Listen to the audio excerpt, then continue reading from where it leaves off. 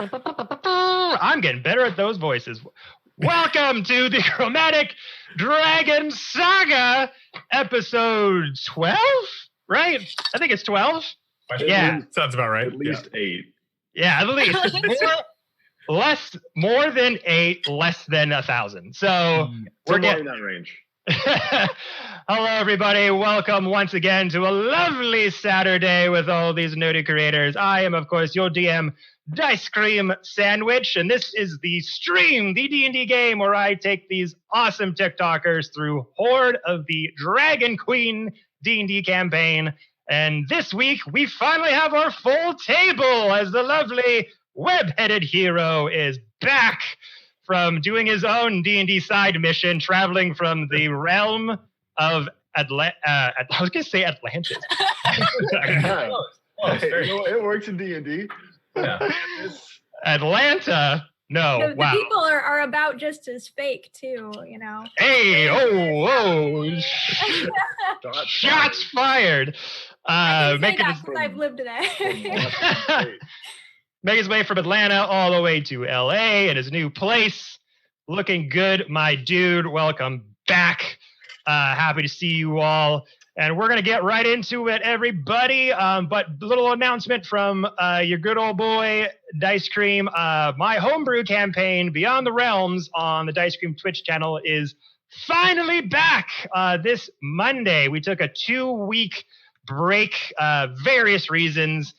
Players doing adult things, needing to take a little bit of a breather. But we are back. We're going into a really fun, awesome fight that they left on a cliffhanger last time. So if you're into homebrew campaigns and want to see more D&D, come check us out this Monday at 5 p.m. PST. Also, we got the Phalai campaign, our bi-weekly story that's DM'd by the great, the one and only Jody Rose, co-creator of the channel. So lots of content coming at you very, very soon. But other than that, not much else to drop, because now it's time to focus on our story today. So everybody sit back, relax, get your snacks, get your drinks, because it's time we dive into tonight's story of the Chromatic Dragon Saga. So, last we left off, the party finally making their way out of the dreaded dragon cultist cave after surviving an epic encounter with Langdorosa Cyanrath, befriending a few proud female barbarians, battling Furlam Mondath in a slew of cultists, and by happenstance, tripping over the dragon egg nest that the cultists had been collecting, been looking over for quite some time, which was the sort of home base for why they were encamped in this region. It looked dire for you all. You were on your last legs. You looked like you were this close to a TPK, and that last final second, you found that little side area where the eggs were hidden.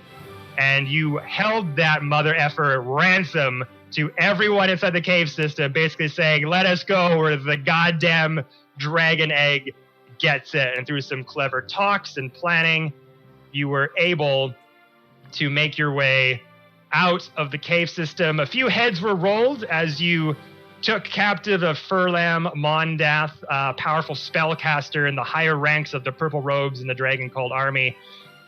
You were able to bind her hands so she wasn't able to use most of her spells, put a sock in her mouth so she wouldn't be able to verbally say things either. And eventually you found your way to the entrance of the cave system that, of course, you had collapsed upon entering. But with Furlam thinking that you were probably going to offer off anyway, chose to be defiant to the last, and caused a bit of a scene. A fight ensued with some last remaining kobolds and her, but you were triumphant nonetheless, with Artreon making the final swipe to the back of the head of Furlam Mondath, decapitating her as the head rolled down into the dark, rocky terrain beneath. With some high strength rolls, you were able to carefully take apart that collapsed rock wall from the entrance of the cave system and find your way to sunshine and blue skies once again. Now, with a fully formed black dragon egg in your possession, as one, you got away with two, but one of them had unfortunately cracked during the encounter with Furlam as she used the command spell of one of the kobolds to drop the egg, killing it instantly. But we now find ourselves at the entrance of this cave system, finally looking outside to a freshly abandoned dragon cultist encampment. When you were last seen outside, you were running Jack Sparrow style from a horde of these guys rushing at you, and coming out of this cave system, you were expecting that maybe they'd still be there. They were trying to make their way in. They were waiting for you. But once you got out there, it had been abandoned. Smoke was rising from some of the kobold tents that you had kind of started a rivalry inside the encampment between some of the cultists and the kobolds because they were treating them very horribly. Apollo convinced them to start an uprising and riot against their abusers, but it looks like that kind of the course kind of went the way it did.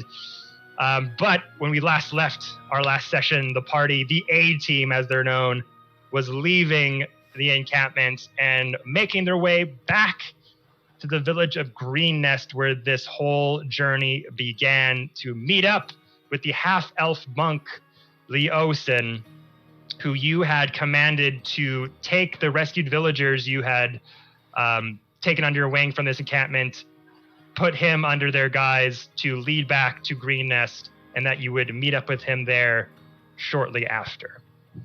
And this is where we start our session today, as it takes you several hours to get back to Green Nest. When you left the encampment, it was getting around dusk. So on the way there, you kind of took some rest, took a long rest as you set up a campsite overnight. Nothing out of the ordinary happened. No surprises, no leftover kobolds from the encampment were straggling behind. You were able to sleep fairly peacefully.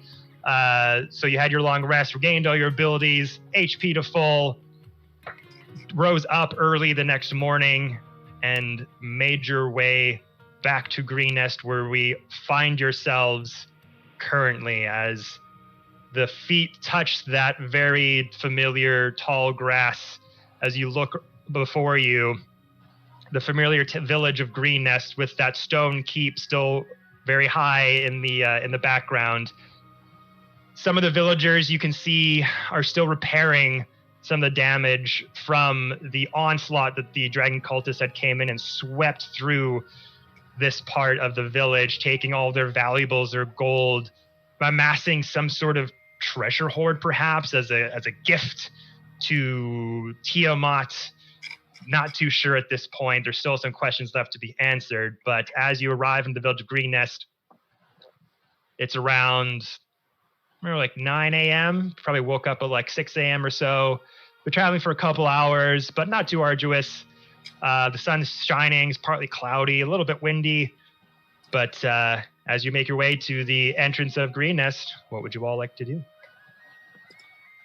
Just leaning off of Ark, just like fully like looking up at the sky. Apollo's just like, she blew a kiss. She blew a kiss. That means she. You think she wants to see me again? Maybe, if you're lucky.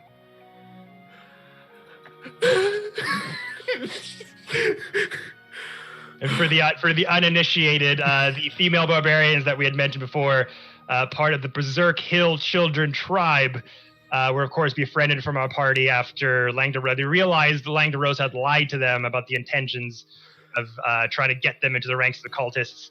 And Apollo kind of had a bit of an infatuation with one of them. By the time they got out of the cave system, they had said their goodbyes, with one of the female barbarians turning around and giving a little bit of a wink and a kiss to our boy Apollo. I must see her again. One of these days, you must come with me. They respected you. Oh no, I want no part of that. That's all you. I'll give you money. Your reaction will be priceless. Thank you. Well, and he does like a full-on like shake all his clothes out. Shall we go see Nighthill then?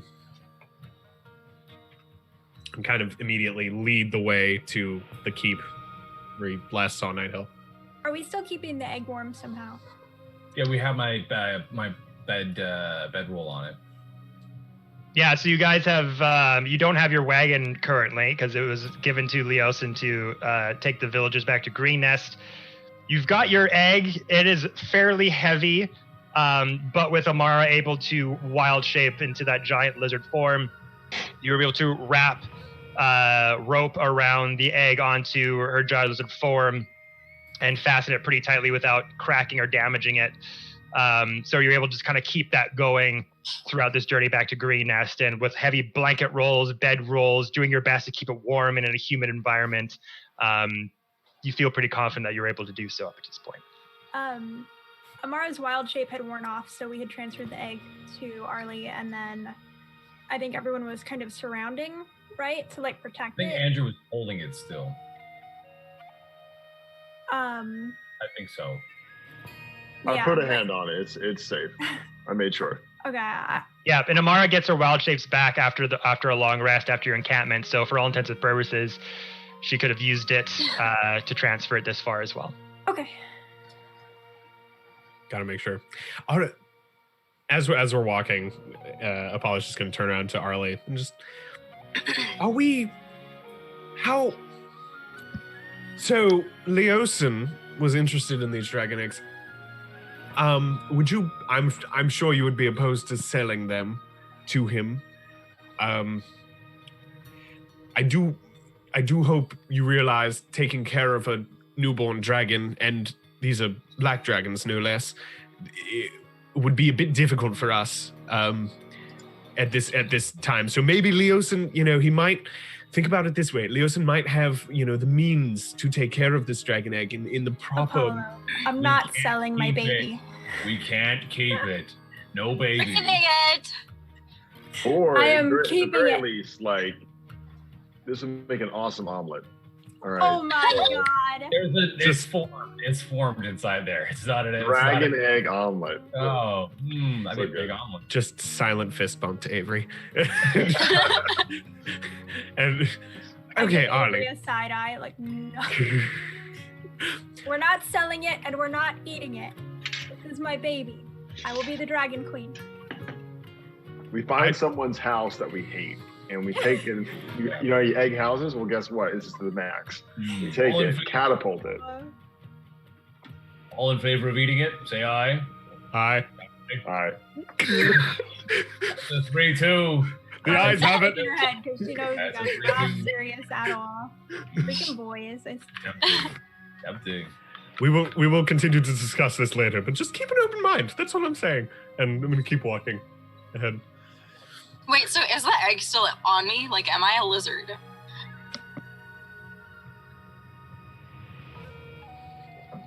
Kevin, we can hear you. Kevin. Yep. Kevin. Boop. There we go. There you go. Yeah. Wrong beep. Yeah, so we could just say, just for flavor, for just story purposes, you don't have to actually use like the Okay. wild shape just for this journey. But yeah, so as you're going into Green Nest, for all intents and purposes, you are in that giant lizard form with the egg kind of on your back. Okay. And you'll be able to kind of take it to the keep with to meet with Nighthill, and then once you've kind of got the egg there, transform back into your regular form, and then from then on, you guys can plot and plan what you want to do with the egg, how you want to travel it from there. I'm going to like use my mind thing and link with Arlie and just tell her. So I have a fun thing. I can actually produce flames in case you wanted to keep the egg somewhere and not tell the boys. I'm just saying. Oh, okay. We can hide it and keep yeah. it safe from being an omelet. we can incubate it and grow it to be a big, strong dragon. Also because I don't quite trust the people that asked us to locate these eggs, just because, if a cult wanted to do all these things with it, what is to stop someone else from doing the same thing? Mm-hmm. Very true. I think that there could be some kind of ulterior motive there. Like they would want the power for themselves. But I've been thinking, with this being a black dragon, it could be dangerous for us to hatch and raise it. I don't want the boys to know that. At this point, I'm emotionally invested. But and it's my baby. But it could be evil, and what do we do? And I don't know. I can't kill it. It's a baby. But what if it's not evil? Yeah. See, that's what I'm wondering is, could we raise it to not be evil? I think so. Its alignment is chaotic evil, but I mean... Because, we have abilities with animals. That's what I'm hoping for, yeah. Like my path as a druid, many may assume that I could be quite evil, but I'm not. I turned out okay. I mean, no. I say we do that. I say if they're gonna actually try to harm it, I say we hide it from them, we hatch it secretly, and then we are its secret mothers, and we raise it to be good. Are you going to Agreed. keep it in your pockets, or are you going to keep it in? Ark, shut up! You're not listening to Secret conversation. the girls. My fanny pack, okay? Yeah. It would be funny to see like a druid with a fanny pack. It'd just be great. I think it would be nice if we could find some kind of safe cave nearby. I do know that they mentioned of another location for the dragon eggs. I think we should go ask them and go see. I'm curious. Right. I also don't want them to see me walking in with the dragon egg into town. I think it'd be fine. Yeah. Why would they not want to see you in particular? Well, it's for the egg. I wonder if they might try to take it from us if we walk into Night Hill's, little fortress with the egg. Oh, right. Gotcha. I don't think so. What should we do? If they try to take it from us, good luck. I mean, Yeah. Oh, Shut up. Oh. I was just, listen, before just let me do the talking with Leosin, please. I would like to have a discussion with him about paying us our proper wages. Maybe Amara's onto something. Maybe we should hide the egg. No, I think that we're good. It's the Avengers just beat Thanos' butt and got the Infinity Gauntlet. Now let's go try to take them. No, they're not coming after us. I think the people of this town are more concerned with rebuilding rather than a dragon egg. A full-size dragon, they would probably be screaming and running away. But a dragon egg is less of a concern rather than their burning homes.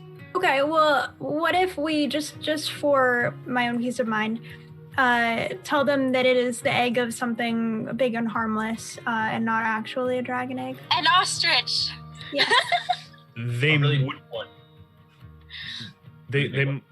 They really big ostrich.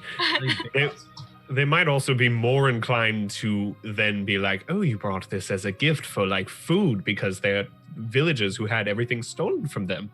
So if we tell them it's a dragon egg, they probably won't try and eat it. I'm not worried about them attacking. I think that we should just go in and get it sorted out. And not that I mean, it's not like I'm gonna try and sell it, but if I were, showing the product would be, more so make it more valuable in some cases.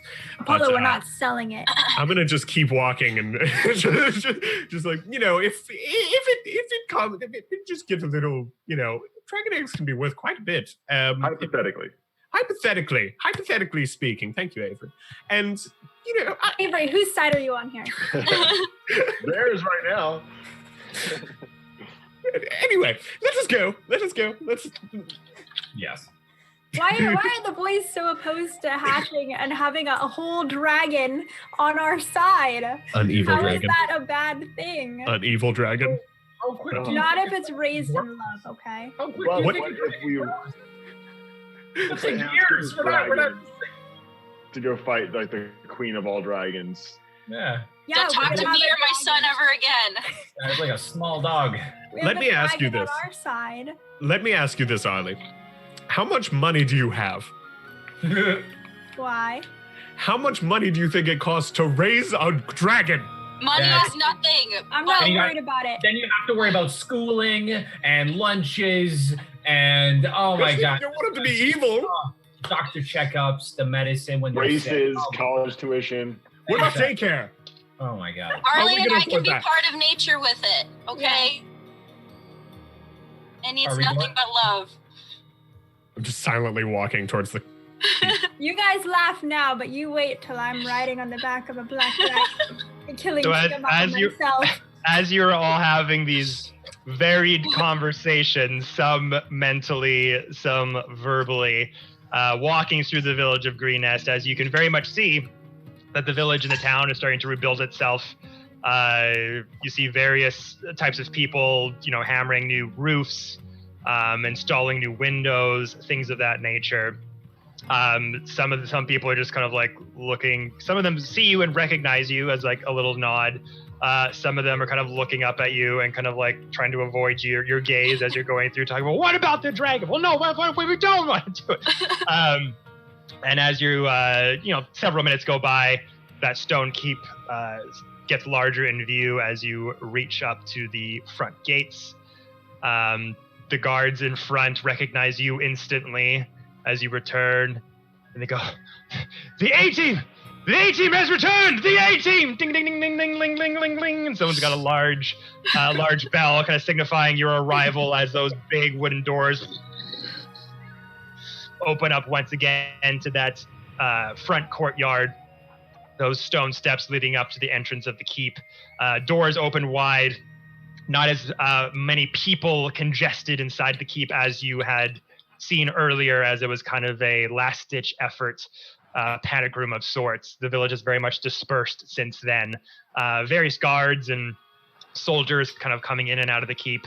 But you go up those familiar steps, and you do sort of see Nighthill kind of talking to some just directing traffic sort of thing, as he's kind of taking charge of getting this town back in working order. And as you guys are kind of coming with the stone steps, he sort of is writing some parchment with somebody, and just kind of looks over and goes, my friends, you've made it back!" And he just like sort of jauntily runs over to you and just sees Apollo there, just gives him a big hug, puts his arms wrap around Apollo and kind of pick him up with his sort of fur cloak kind of wafting in the breeze, puts him down. "Are you safe? Is everyone all right?" First of all, never do that again. Oh, Second, apologies, I should have asked first. I'm sorry. I just have no Consensus- idea what the last few hours, last 48 hours have been like. you have no idea what the last 48 hours have been like for us. Oh my god. Oh, What happened? What? we've completed your mission. Oh, we were just fine. We're fine, as you can see. We're fine. We have, we're alive. We're good.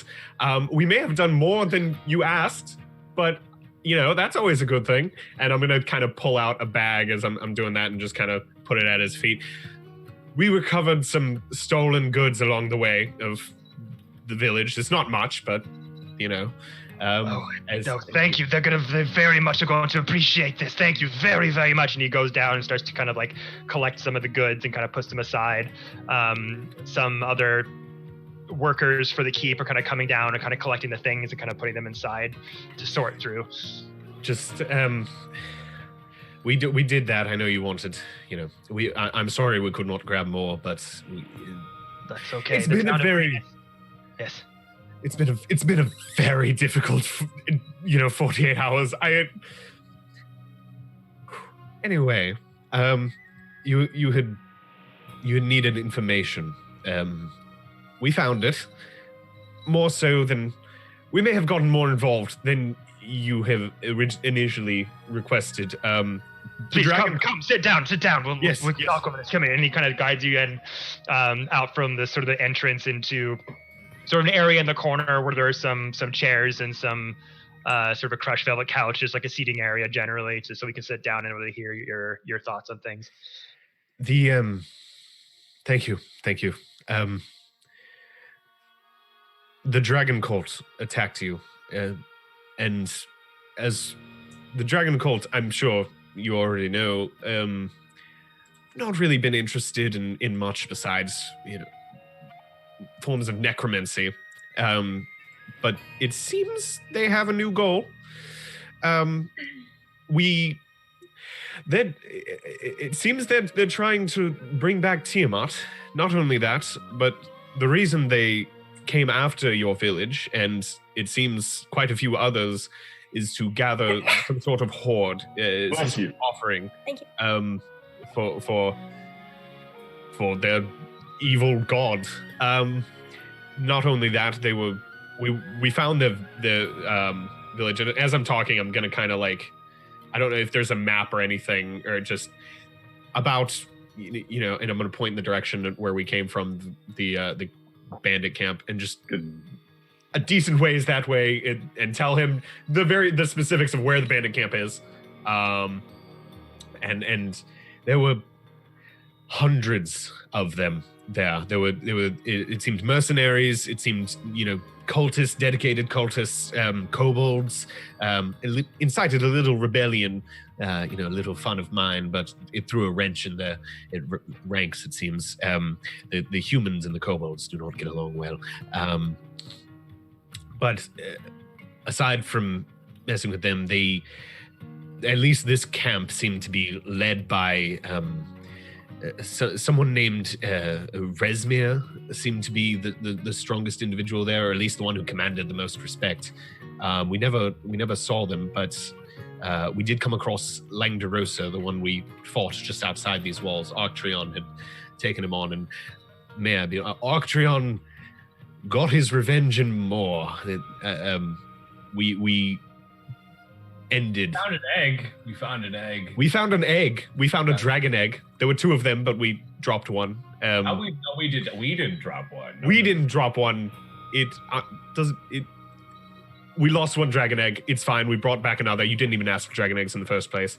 And also at this point, Avery hears a citizen whose name sounds like Renning's Prower that is close by, that he might have to run and just say hello to really fast. But he's going to be right back. Okay. So I'm going to say hello to Renning's Prower. That's totally someone that's not... Just another bro you met in Green Nest that's just very eager to say hi. He was like, hey, I have important information about something. And he... Yeah, all right. Good. Oh no, it's probably gonna mess up the camera arrangement.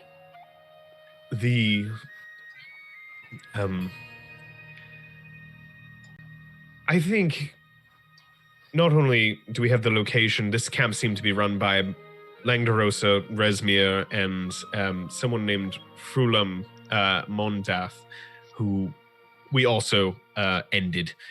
So only one surviving member of the leadership survived, and seemed to take, when we were indisposed, they seemed to pack up and leave. However, we did find out they seemed to be headed north. They had...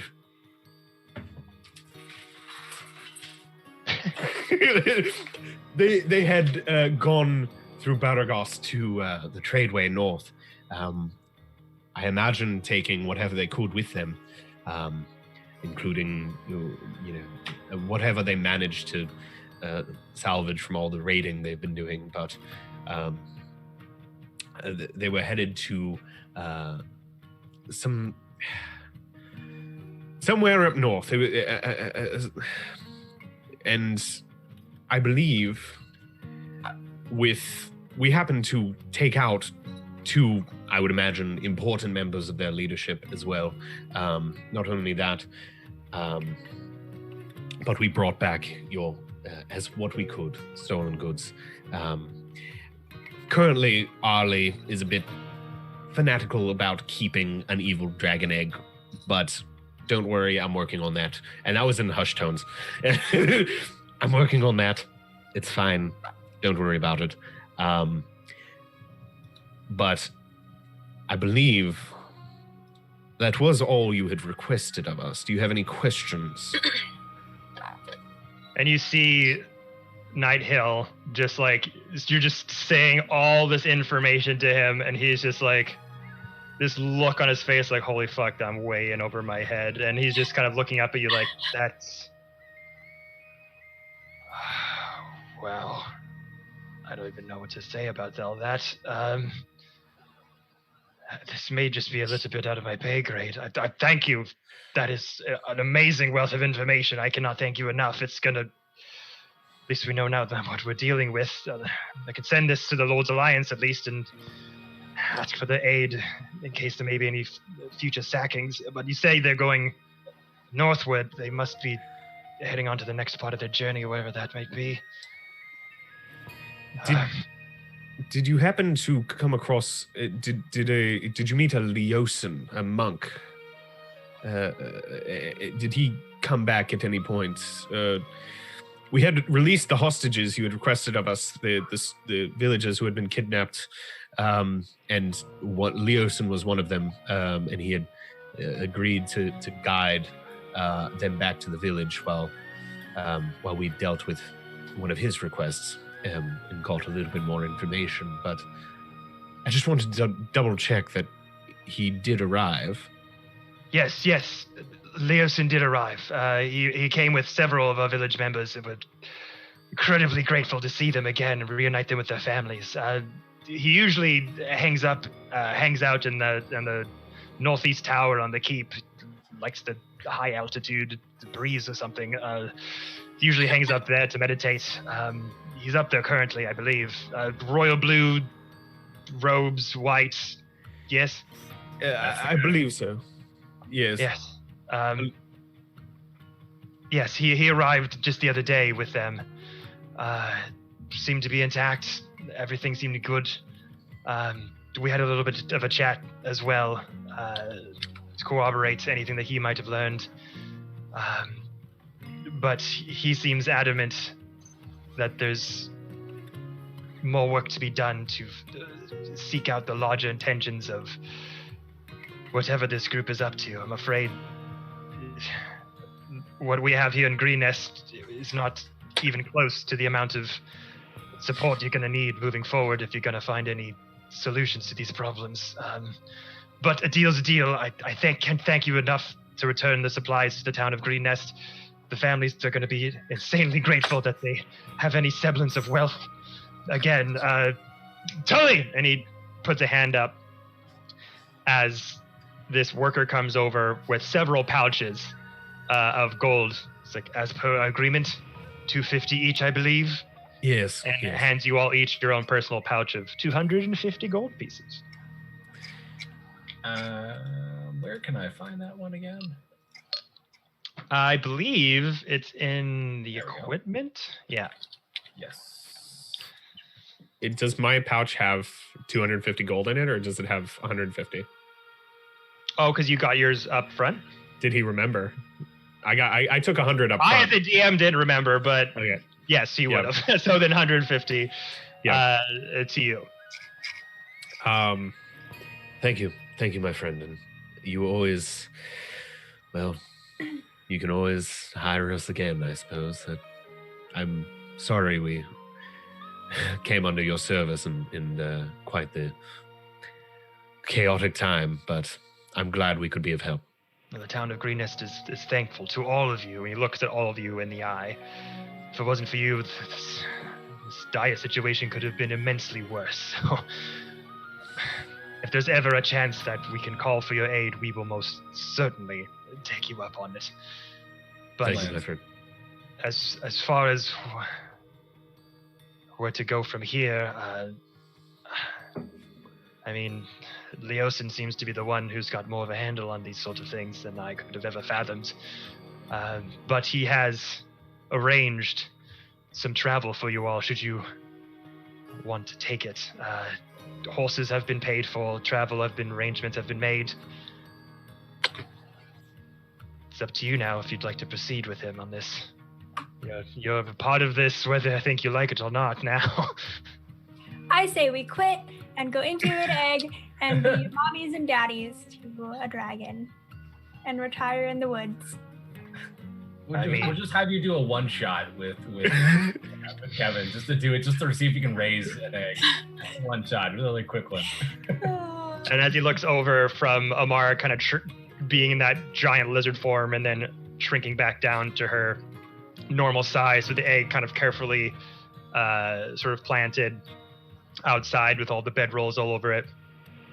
Yeah, I was kind of gonna ask what the giant padded thing was out there. Found one of the dragon eggs then. Yes, it's don't worry about it. It's ours. And I walk over and just lean on it, hug it, and I'm just like, I'm also gonna go hug it and be like, we are raising it as our own. We have some adamant and slightly not quite sane characters in our party, but do not worry. I will work on it. I will make sure proper steps are taken. You will do what to it? You have nothing to worry about. I know nothing about raising dragons, hatching dragons, raising dragons. I think I've had my fill of dragons for an entire lifetime, to be honest, so go nuts. The town of Green Nest are not going to stop you with anything to do with that. Do not worry. You may take it, yes, I believe. I'm kind of nudging, kind of putting Ark between me and Arlie, just like, if you know of anyone who wants to purchase a dragon egg, you can let me know just very quietly. Anyway, I'm gonna go see Leosin. I believe. Is anyone? And I'm turning around. Is anyone? Would anyone like to come with, or are you guys going to? I do. I need love to him see. forever, always. Yes, I need to see if he still has Billy Eggnog the pony. I believe he's in a tower. Is that going to be a problem with the egg?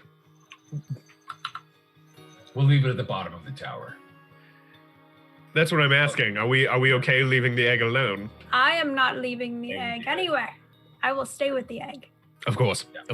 So, I believe we should go and talk to Leos, and I have quite a few words for him anyway, and I'm going to pat Nighthill on the shoulder and just thank you, my friend, and thank you for coming through on your promise of payment. That's not.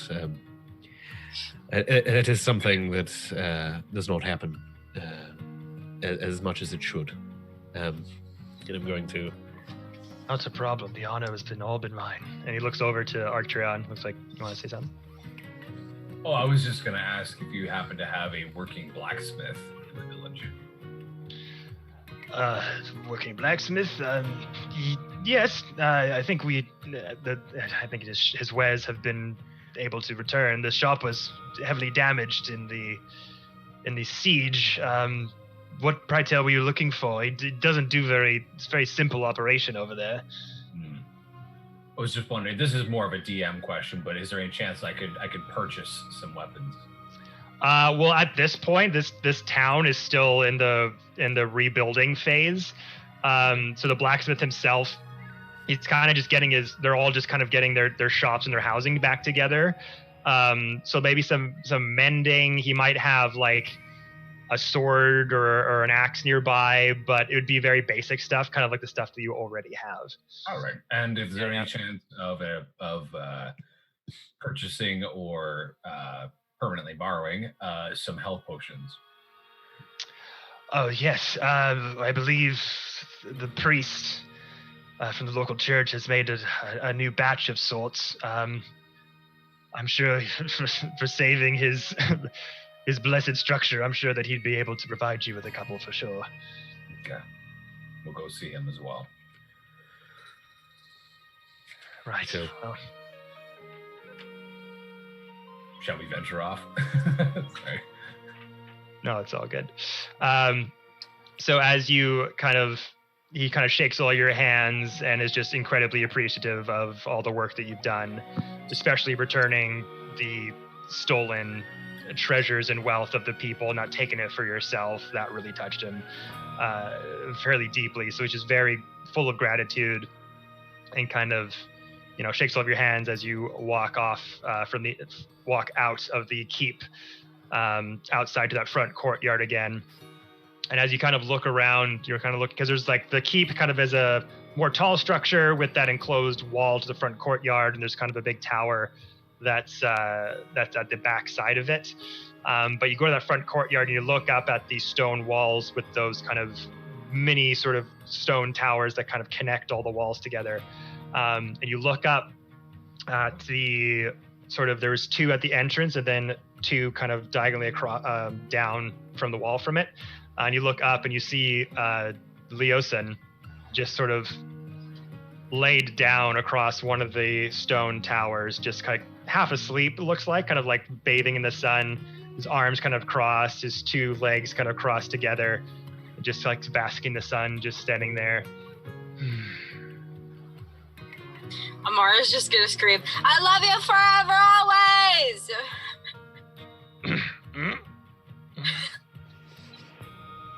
Oh! Hello, friends! I see none of you died! Great! And he just I'm gonna like kind of flip gets up.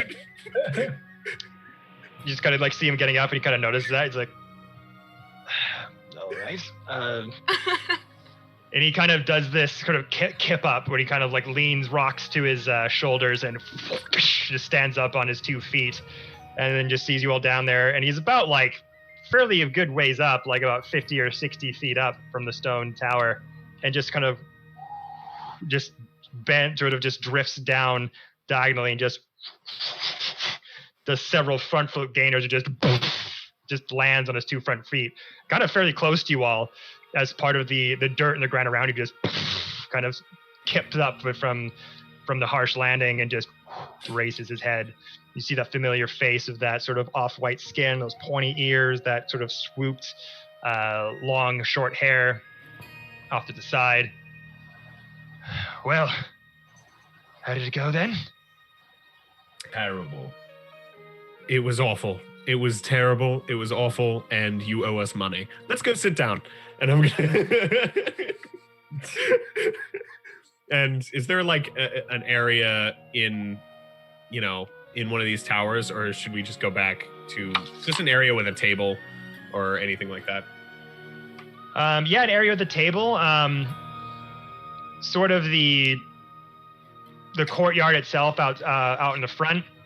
There's some repairs being made from the Blue Dragon attack that happened when you first met Langdorosa. The rubble where the noble that had hired you in the first place has kind of been all cleared out. He is obviously no longer there. But as far as like a table goes, like probably inside the keep, there's like a little bit of a strategy room that you could come find if you wanted to have like a meeting of sorts away from prying eyes. I'm gonna kind of lead him in there. Okay. Are you taking him away from everybody else, or is everyone going inside? Everyone that wants to come can, come along. Yep. Okay. Going. And with the dragon egg, you're just leaving it outside then, correct? I mean, Or you can instruct one of the guards to be like, keep your eyes on this and don't let it out of your sight. Can I realistically carry it? It's 150 pounds. I mean, it's pretty heavy. You could make a strength check if you wanted to like sort of the rope around and like carry it like a giant sack of potatoes. You're like, it's awkward, but you could try. But again, strength check. If you can roll a strength check, but if you roll a 1, you'll drop it. I Okay. can stay if you want. I want to figure out because it's not because I was reading up on the centaur build, and they can carry a lot more weight than the bipeds. So wouldn't it not matter as much? So so once you have it, right, and on your back, you can carry it quite a bit, but there's still the picking it up, right? So like picking up a heavy thing as a strength check is like has the ability to like whoa. I mean, you have to roll 1, right? It's a 1 out of 20 chance. It's very, very low that will happen. Can I just be like, hey, everyone, literally surround the egg and put it on my back and help me secure it? Like, if you're that adamant about it, sure. Because I don't know if I want to stay out there by myself. Yeah. But you literally, like, I'll just tell you straight up, no one's going to steal your egg. If you want to just leave it out here and get guards out to, like, just keep an eye on it. Okay, let's just... No one's going to, like, swoop down to the sky and pick it up and get out of there. Okay. That sounds pretty suspicious, Mr. DM. Giant hawk. All of a sudden! Nothing's gonna happen. No dragons will show up and steal the egg. What? No. No giant blue dragon will claim it. What? But there's still guards around here too, so you can like tell them like stay here and guard the egg and don't let anyone like fuck with it or anything. Like you have that capability. I'll do that then. Mm-hmm. Yeah. Amara's gonna like look at that guard that's guarding it and just be like, you know, like you better fucking and then run away. As she's like walking into the tower too, so she's like still doing it. Yeah, so as you go in and sort of lead Leosin back into the keep and try to find like a strategy room of sorts with a table and chairs and things like that, some guards are still around in the front courtyard, and you just sort of see a couple and you're like, guard this with your life for fucking else, says Amara. And Arlie just give these death stares like, this is our boy, don't you dare me. And the eyes of Amara just kind of go white from the ability to be able to see spirits, just freaking the guards even more, like, oh, and they're just four of them just like stick there with their spears up and are just like looking around. They're like in a horseshoe shape, like around it, like no one's touching this thing. Okay. But as you go into the keep, you find like kind of wander the halls a little bit, find a room that's unoccupied. You go in and start to sit Hey, everybody. Oh, that's Chenning's Growler? Yeah, that's who that is. Okay. He's guarding our egg. Okay, yeah, we're on a side quest. We'll be right back. Okay. Don't turn off your camera. No, don't turn off your camera. Okay, so as you all go into this meeting room, what would you like to do? I'm going to sit down at the table and just wait for Leosin to sit down as well. I'm going to have my axe just happen to be chilling in my hand, just like, oh. Wait, are you standing? Yeah, I'm standing. Okay, Amara's, because Amara's like really slow, just making sure the egg, you know? So Amara's gonna like just full speed sprint right at Arctreon and jump on his back and be like, oh my god, Arctreon, we almost died and I was so worried about you. I was so worried. And then we go up off the shoulders and back on the ground.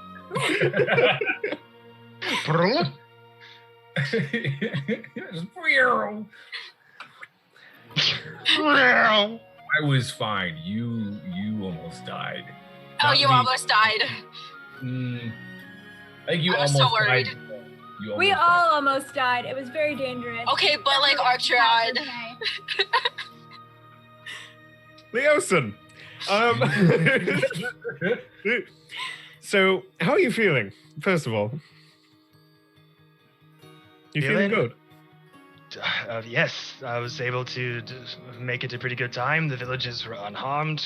Didn't run into very much trouble on the way over here. Everyone made it safe and sound. I was able to heal my wounds thanks to some of the Night Hill's staff. Yeah. And Amara, don't forget, she did heal you before. You were pretty beat up. Yeah. So the curiosity kind of got the better of me, but it was all in good. Yes. Well, I thank you. I thank you for taking, yourself along with all the freed hostages back safely. I thank you for that. I would like to bring up, now that we've completed your mission, by the way, and as well, we found out what was in the cave. Very dangerous in that. Don't know if you knew that. All of us almost died several times. We killed 2 of the leaders of the camp, and they ran away. And we found a dragon egg. Well, we found 2. 1 broke. Long story. We have 1 with us, by the way, and I'm just going to kind of... and it's for sale. And also... Anyway... I will help her kill you. Anyway...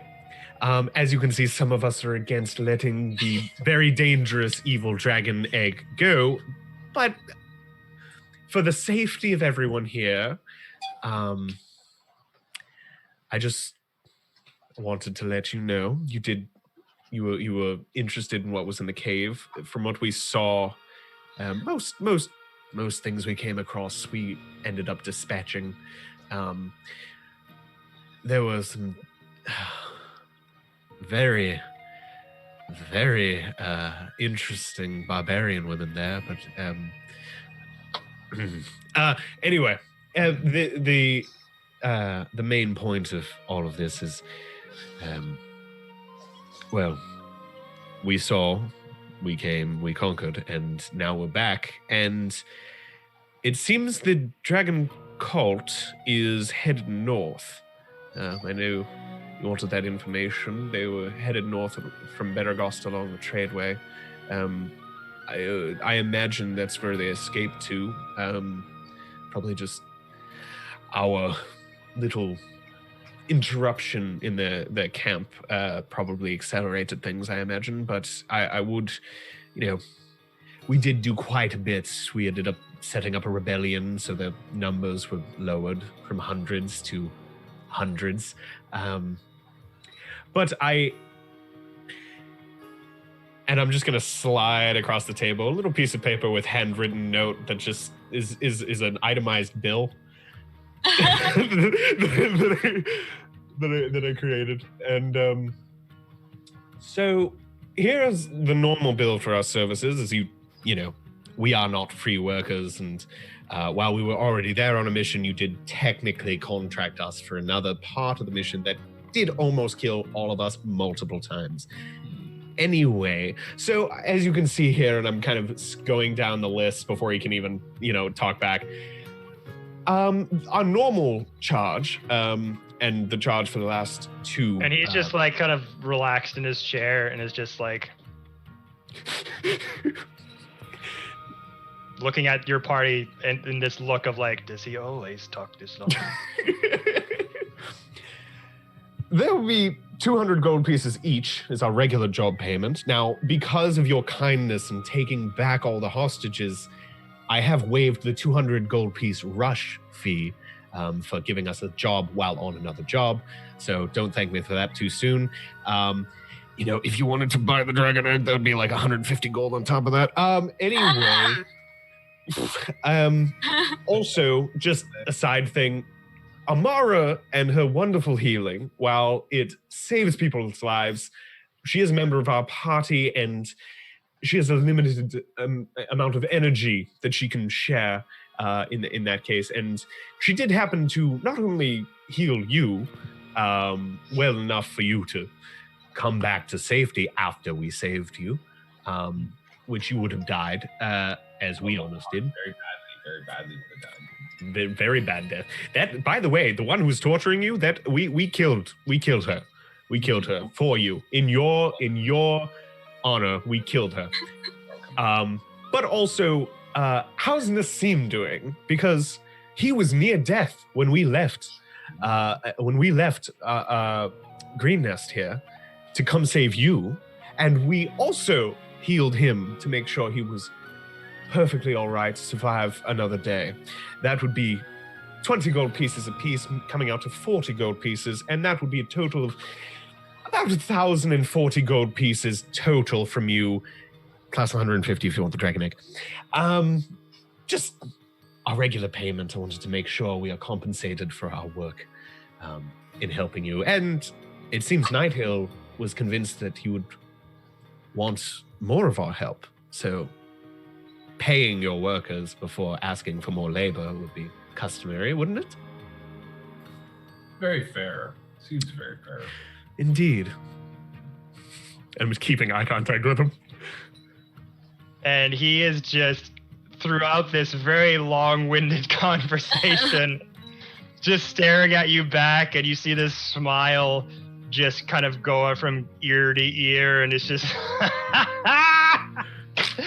I knew I picked the right people. My God, you are just entertaining, aren't you? All of you. God damn. So there's a lot to unpack there. First thing, dragon eggs. You found some in the cave then, yes? Yes, we found 2. And these were living eggs.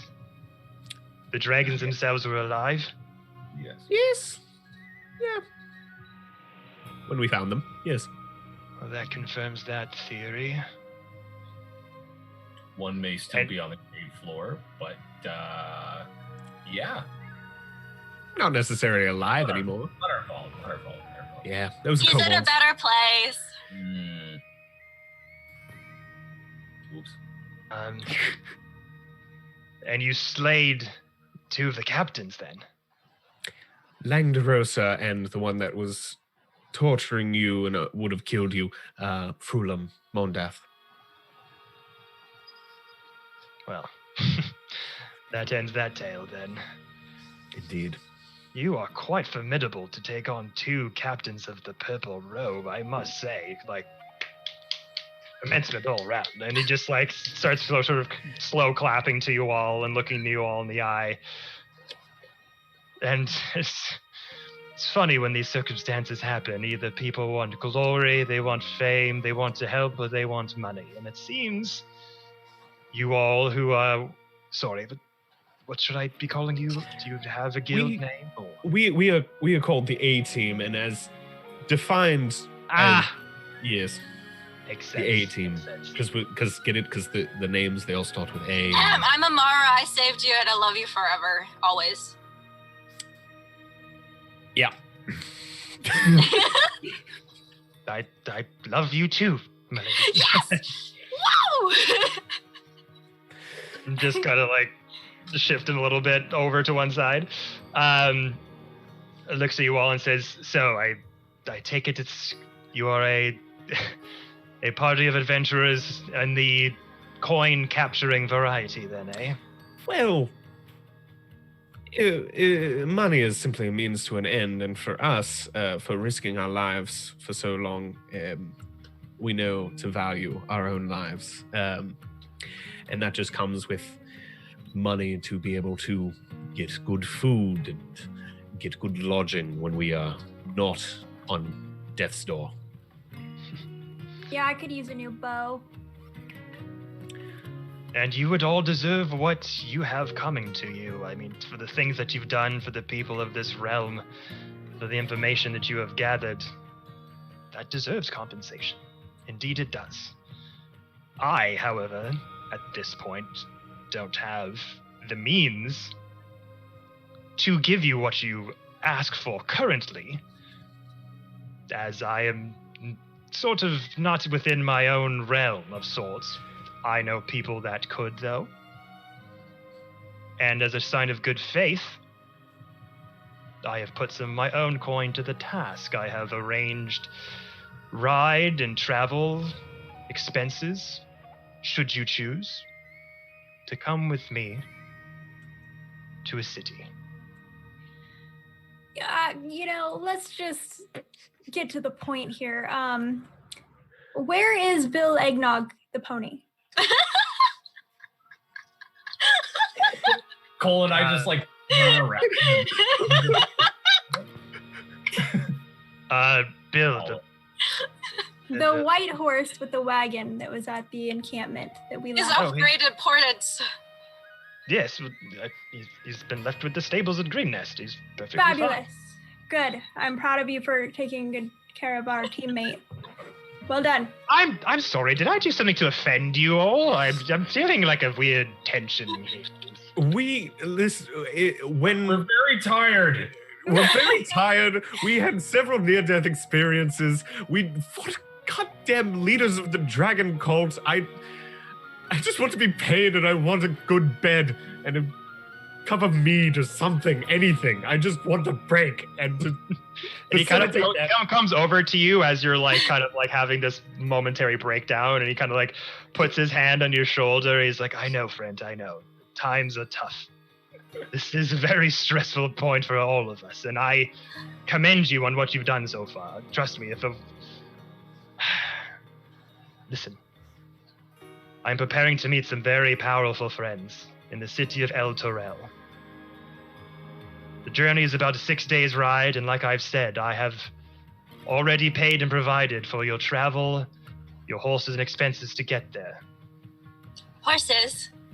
My organization, the Harpers, are meeting with some very powerful people as we are meeting to discuss further strategies to take on these cultists. And if what you say is true, they are up to something with great importance. Usually these dragon cultists, they dabble in necromancy. They worship Draco-liches and undead things of that sort. But if they're now resourcing to finding living dragons and beasts, there's more questions to be answered here, and we could greatly use your assistance. And if it's coin, a good drink, a good bed, and a good time, Elturel is where you want to be, my friends. Can I like everybody? Wondrous city, one of the brightest jewels of the fields of the dead. You will love it. And if this payment that you keep being so adamant about is what you seek, I am sure an arrangement can be made that's to your liking. While said payment does accrue a little bit of interest, I'm sure we can accommodate this. Indeed. Do I know? Can I like insight check the he's talking about Elturel like it's the best thing ever? Like, is it? Sure, insight check. Yeah, go for it. It's like it's or great. So you can make a insight check to see if he's telling the truth, or a history check to see if you remember anything about Elturel in your travels. I rolled a natural 20. You started talking again, and I'm like, whichever one it is probably. I'm gonna start taking pictures of all my of all your crits. Yeah, log them. Oh yeah. Awesome. This is the time I learned more about but yeah, so it's up to you. You can either do insight to see if he's telling the truth, or history to try to remember some details about the city itself. They're both 1 for me, so it's 21. Yeah, just pick one or the other. Insight. Or no. Insight is 24. Insight. So he says this to you, and he's being sincere. He's not trying to pull one over your eyes. He very much appreciates the work that you have done with him so far, and is a little like with a high insight roll. Like obviously, like you're coming at him with a lot right now, a lot of demand, a lot of things, and he's just trying to kind of keep up. But his intentions seem to be true. You are pretty much on that like he said, like some heroes want glory, some heroes want to help, some heroes want payment, and if it's payment you seek, like I can arrange that for you. And seeing you all like you're powerful warriors in your own right, and very much wants you to get into the mix of whatever this whole debacle is. And looking over to you, Apollo. And again, you get that sense that he's not fooling. Like Elturel is a very great, fun city, and especially if it's some place to like go to a tavern, get some mead, do some shopping, sort of do some fun activities. Like the city's known for it. Okay. I'm just gonna like lean over to Cole and be like, or Apollo, just be like, okay, so we're gonna get paid more. We leave the egg here, and I say we do it. I think you're just about right. And following up on that, when you mentioned the egg, is like, I personally wouldn't know what to do with a dragon egg, quite frankly. I mean, if anything, my organization and I would rather keep them out of the hands of ne'er-do-wells, especially the cultists. I personally wouldn't know what to do with one, nor do I have the amount of coin it would take to probably purchase such a thing. I know that my friends and I would probably rather see it be freed into the natural wild from whence it came. But, and like you said, the egg is in your possession after all, and I cannot force you to do anything that you don't want to do. But, again, if it's a place you're looking to keep it safe and keep it out of darker hands, my friends and I can provide that for you. Final offer, 50 gold for the egg. No, no deal. Listen, Amara's gonna get very serious and say, I actually, although I do appreciate the luxuries life has to offer, I ultimately dedicate my life to fighting evil. And I do not want people to take this egg and have this fall into the wrong hands. If you and your organization promise that you are able to actually keep it away from them and do no harm to it, you may have it. I disagree. Amara, I love you. However, I have a goal in life, and that is to conserve dragons, and I worry that this could either get into the wrong hands through somebody trying to sell it, Apollo, and only looking at it as money, or it could end up hurt. And I have a particular affinity for conservation of dragons, and so I have a personal goal here to ensure that it is safe and it is raised with love. And if it would be too dangerous for the dragon inside to be taken with us, maybe I could contact my family and have them raise it, or at least hatch it, and then I will return and leave you all and go be a dragon mother. But I don't want the egg going out of our control, personally. Yeah, And he sees like Amara and Arlie like on opposite ends of the table, like one's trying to do the righteous thing, the other one's like, I don't know, I think go ahead. And they're just like arguing with each other as he's just like, We tend to just zone out a little bit, Ark and I. The dragon egg's a hot button issue in our party right now, so just give me time. I will convince them both that. Well, but first thing, do you know what kind of dragon it is? It is a black dragon, which, as I'm sure you know, is evil and bad. And for someone, and I'm slowly turning to glance at Amara, for someone who wants to destroy all evil, preserving an evil dragon egg to do more evil in the future. It is not evil. It hasn't even been born yet. Did you see how beautiful that other egg was? Okay, when it crossed over, it was so beautiful and happy. It knew nothing about the world. It was just fluttering up above, beautiful. So you're and saying happy. it was happy to die? No, it was happy to experience the beauties of the world. It was innocent. In death. It was innocent. I didn't know it was dead. I'm gonna eat it. No, you're not, Archie. I am currently walking towards the egg. I pull out a spray bottle and pour it. Okay. You left the egg outside, by the way. I'm going back inside. Oh God. I'm eating it. I'm standing up. I'm standing up. Apollo's standing up moving in front of Ark, stopping Ark.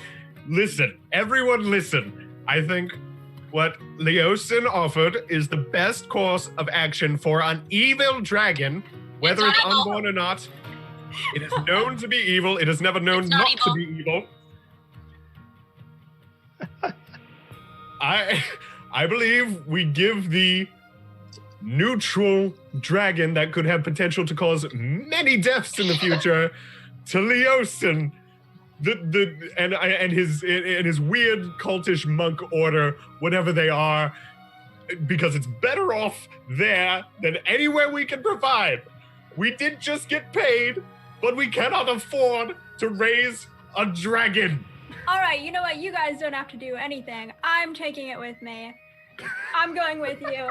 Okay, just hold on, just wait, please. And he's got his hands up, just like trying to calm everyone down from all this cross talking and arguing. He's like, okay, first off, black dragons. Yes, essentially, they're not known for being the nicest of the chromatic dragons. Most black dragons tend to be very territorial, very aggressive. Most, but not all. And fall on the darker side of life. However, it is not born yet. There could be a way to guide it from such temptations, but I don't. Have you ever raised a dragon before? How long does it take to raise a dragon? Like, is this going to be like a 8-year long process that we're going to be? Because at that point, then maybe it's not the best idea. Do you have any salt and pepper, by any chance? Okay. I have a compromise. Arlie, we give the egg to Leosin and his order, who can who can provide safekeeping until you will send a letter to your family, who you said can take care of the egg, correct? We will hand it to them, to Leosin's group, to hold it and keep it safe and warm until your family can pick it up from them and take it back to raise it. Is that a good compromise? No. I'm gonna eat it now. And I'll tell you why. I'm eating it now. You said no, I'm eating it. Ark is getting very hungry, and I am honestly considering joining him. I don't want to leave it with Leosin. I have a plan. I had a plan to make a deal with my family, but it wouldn't work if we left it with these guys. Who is your family? How can we trust them? I can't tell you. It's top secret. Listen, Well, that's not gonna help. please, just hold on a minute, my lady. You seem like a very kind person and very much affinity for nature, clearly. But raising a beast like this is no easy feat. It is one of the most feral and violent creatures in this existence. If anything, I would fear for your family's safety if they were to raise such a thing. At first, maybe, yes, there could be a chance that you could grow a bond with it and maybe try to curb it from its more darker tendencies. But as that dragon gets older, becomes more adult, it might look twice at your family for a meal here and there. It's a gamble that you could take. But dragons are more than just territorial beasts. They shepherd the land. Dragons feed on the emotions of all the living things within their domain, and it sustains them the way that most creatures get from food. A dragon's egg not only needs to be raised in this certain amount of conditions, but it also requires a burst of emotion to properly hatch it. The emotion determines the dragon's color and alignment. The burst of emotion has to be big. War and massacres, slaughter and devastation, fear and anger, so powerful that even mundane creatures can feel the air tingle with it. If you want to hatch a dragon, it's far easier to hatch an evil one by burning down a city or sacking it with an army. If you want to hatch a good dragon, well, you have to somehow create an equally large explosion of positive emotion. My name is Arlie. sorry. I'm still getting used to meeting all of you. No, I am the burst of positive emotion. Look at I'm not You worried must- about it, bro. Guys, let's go. Then he's just got his head in his head. Mara, you've got me. Apollo's behind him with his hand in his I do understand where he's coming from. See, my family was completely massacred by evil horrors, and as you know, I am a Kalashthara. You see, I do have darkness in me as well, and constantly having to fight that is not something that I wish upon anything else, any other creature. And I know that this dragon will struggle the same way that I do. Would putting the dragon in a safe place where it's not traveling quite a bit, because the more it travels, the more chance there is for the egg to break, as we've seen. If we leave it in a safe place, and let's say we go on to defeat Tiamat, would that burst of positive energy, and I'm looking at Leosin now, would that burst of, stopping and God, do you think that'd be enough to hatch many eggs, into many good dragons? I mean, that's possible, yes. Me and my organization and my friends trying to quell this wave of destruction, we've learned quite a lot about dragons in our time, and the mystery of their hatching is still one that escapes us, but one theoretically, for that much of an event, could possibly change the tide. We will do that then. It's an option. It's an option. No, we will do it. Okay. Do what? Defeat Tiamat and make the dragons good. I mean, yes, we could do that. But as far as taking the egg with us now or leaving it somewhere, I have provided quite a spacious wagon for us to travel in. We could easily transport it. for you to travel in? For all of us to travel in.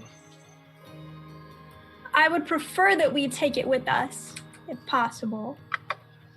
The journey to Elturel will be around 6 days' time, but like I said, I will say, we're going to a city that we are not familiar with. The people of Green Nest have been very generous with us and have definitely accepted us as allies. We're going to a city that may want to steal that egg. We're in a safe environment right now. We go into a city where we don't know if they're going to be just as kind to us. They're probably not going to. And we're walking around with the dragons. That's some pricey coin. Somebody's gonna either want to take it, kill it, or eat it. We're not taking it to safety. We are taking it to danger. This city's not gonna. It may be a glistening city, but Okay, let's do this. We will take it with us, and I will immediately send out a letter to a friend of mine who will come and pick it up from us and take it back and hatch it in my home. And then once it's hatched, hopefully, or when it's near hatching, I will go back and take care of it. And if it's evil, I will personally put it down and not let it hurt anyone. And as you're saying this, Archeron puts that motion forward. Leosin looks over to you and says, "My friend, Elturel is one of the shining beacons along the river Shionthar. Its very purpose is one of good. And one of the very people we are meeting. Let's just say that we have enough friends that there will be no problems." And I trust that. and I'm just whispering in Ark's ear. I think this is a compromise that can be made, and let's say what you said comes true. a few members of our party have a little bit of a learning experience with the real world, which you and I get to watch. Mhm. And I'm going to turn around and be like, I think this is a great idea. Lovely, wonderful. Let's get started, shall we? Packing. Let's get packing. We'll leave tomorrow. We'll leave today. Shall we? Yes, we could. We can leave today. Have our stuff packed up by the afternoon. Well, what stuff? And he just looks at the two of you like all of a sudden the decision just quickly turns the other way. Yes. We're all in agreement then. Yes. Compromises have been made. Everyone do is it. happy. Let us go. Shall we?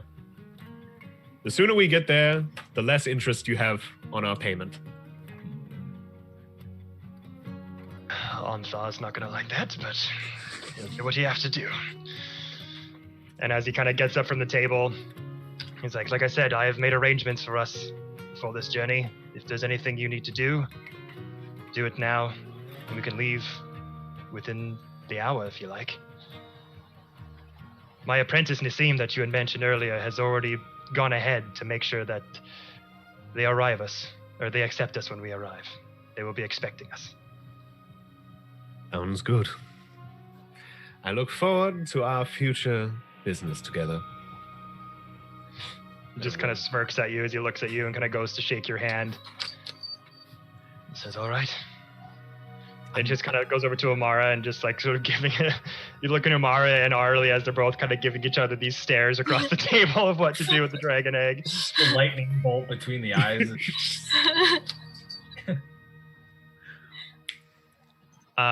Okay.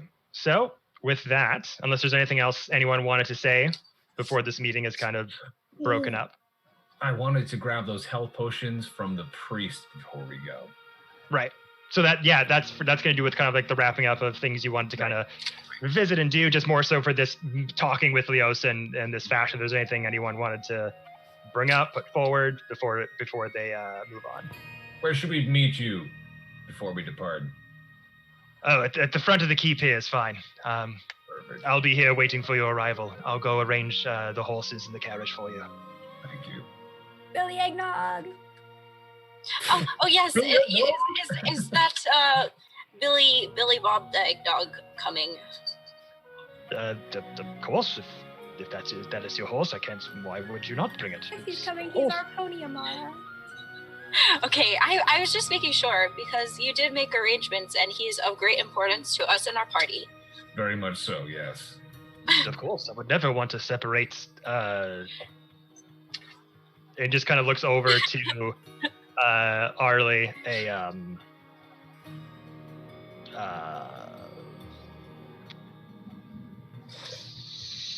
servitor. Yes. Oh God, got it right. Okay, a servitor from the mighty steed. Right. You wouldn't. And then just kind of like wanders off out of the room. Very much kind of like you kind of just hear like a sigh and leave the room from that very hard to manage conversation and meeting with everyone. But as you all leave the room and kind of go to your own devices, Archeron, you go to visit the priest at that church that you had saved him and his followers at not only just like a few days ago. And again, he's kind of been working on batching up a new set of health potions for everyone, and arriving there, just is overjoyed to see you. Most of his church wasn't very, very damaged in that onslaught, but most of whatever like broken glass and things like that have kind of been put back to normal. And just sees you, like, my friend, hello, you're back. Is everything all right? Yes. We are in need of your services really quickly before we head off onto our next adventure. Right. What is it that you seek? Do you happen to have 5 or more health potions on you? Most of them have been used up for the rebuilding process for everybody. Let me just see the 1 minute. And he kind of goes back into the church going to the other under the floorboards to look for his wares. How is Martin doing? Is he been looked after? Oh, he's been fantastic. Not a scratch on him. Oh, good. That's good. It's good. It's good. He's in good hands. He's in good hands. I believe I've only got 3 left, my man. Is that all right? That's just fine. Thank you. Okay. Kind of takes all these three bottles for you, hands them over. He's like, no payment required. It's the least I could do for what you did for me. Thank you. Much appreciated. I hope we meet again sometime on our journeys. Under better circumstances, I'm sure. Absolutely. If you ever want to know the ways of Charles, please come back. And so you kind of part ways. Did you want to look at that blacksmith, or? I don't think so. I was either going to get some weapons or maybe sharpen my stuff, but I'm sure that's... Yeah. Okay. Did anyone want to wrap up anything else in the town of Greenest before you take off? Is there like a weapon shop we could go to? So yeah, like what Archeron said, there is a local blacksmith, but the shop's still in repair after the onslaught. Oh, okay. So not much to offer, other than just like basic weaponry of the stuff that you pretty much already have. Okay. The city in Elturel will definitely have shops, taverns, things of that nature to get way better stuff. Okay. I'm going to give the health potions to Arlie, Apollo, and Amara. Okay. Avery and I we're okay in situations, so I'm going to give the 3 of them each one. I'd agree with that decision. Thank you. I think we're more than okay. So, Mhm. and if we happen to need it, you happen to throw it at us. You know? Just like a whole glass bottle. But it heals you, so you're fine. All right. So you got 3 health potions spread it throughout the party. And again, with that, if there's nothing else you want to talk to or wrap up, you just can meet Leosin at the front of the keep. Yeah. Apollo, you have a health potion. Thank you very much, my friend. Yourself, Arlie, and Amara, health potions. Just regular? Yep. Just regular. He went to the church to visit the priest again, but in the rebuilding process of the village, he had not very much wares. He had been using them to help everybody out with, but he had 3 left, and that he just gave away without payment for all the help he did. Okay, so with that, everyone gathering back up at the front of the keep, as you kind of make your way sort of around the side to the front gates, you see a fairly large wagon, enough to fit all 6 of you inside if you prefer. Kind of a 3-seater at the front, with a top that has a bit of like a guardrail at the top for someone to kind of like plop down and kind of sit on top if they wish to want to keep like a lookout or anything. It's fairly good make. It's nothing like too fancy, but it'll do. It's pretty sturdy looking. It has like 1 window on the left side that you can kind of peek out on, and the door on the right for a back window that has like a curtain that you can kind of close and open. And a familiar white pony starts to trot along as you see Leosin kind of, with the help of some of the locals, starting to rein in the various horses for you. So you have Bill, the little boy pony wony schlamoni, and you have 4 other horses for you individually. Should you want to ride on your own or just ride inside the caravan, up to you. And there's 2 horses that are pulling the wagon as well. Am I gonna be able to fit on a horse? Oh yeah, Okay. you're big, but a horse can handle you. Okay. A pony? And the Pony is just a colorations. term of endearment. He's a horse. The colorations of them are all vastly different. One's black, one's a bit. The 2 of them are kind of a light brown. One of them is kind of a different shade of white with kind of like brown splotches all over it, almost like cow sort of looking. With like, with the brown mane at the top, kind of bright pinkish lips. But yeah, so you're able to kind of like pick whatever horse you like. And that one should be named Sergeant Lipstick. I'm going to take the black one. I was going to pick that one, and I'm no longer picking that one. That was lips. So you got a white build a pony. You've got one black horse and 2 light brown horses, and the white with the spots on it. Amara's just going to climb on the black one and not even say anything. Does the wagon have a top? Yeah, so it has a top, and it has like sort of this raised sort of rail at the top of it, so one could just kind of like hang out at the top of it, have the rail to like hold on to if the ride gets bumpy, and just like chill up there in the sun and kind of keep a lookout on things. I'm gonna sit up top on the wagon. I was about to say, Apollo, that sounds like your spot, buddy. In the front seat. And also, Apollo, like if you want to take a little cat nap, I hear it's like nice and warm up there. You can like get out in the sun a little bit, like perfect. He's just sprawled out on top. There's just a silent glare at Avery. It's like, oh yeah, I'm going up there to definitely keep an eye on things and not take a nap, obviously. So definitely not his plan right now. Is the egg inside of the carriage? Yeah, so you were able to kind of move it over towards the carriage, and with like all 6 of you all having the egg, easy enough to kind of put it in there. Again, it's fairly big, so it's kind of awkward to kind of figure out where you want to put it. Probably best to kind of keep it on top and kind of wrap it around and secure it, because you wouldn't really be able to fit it inside the caravan with such a small door.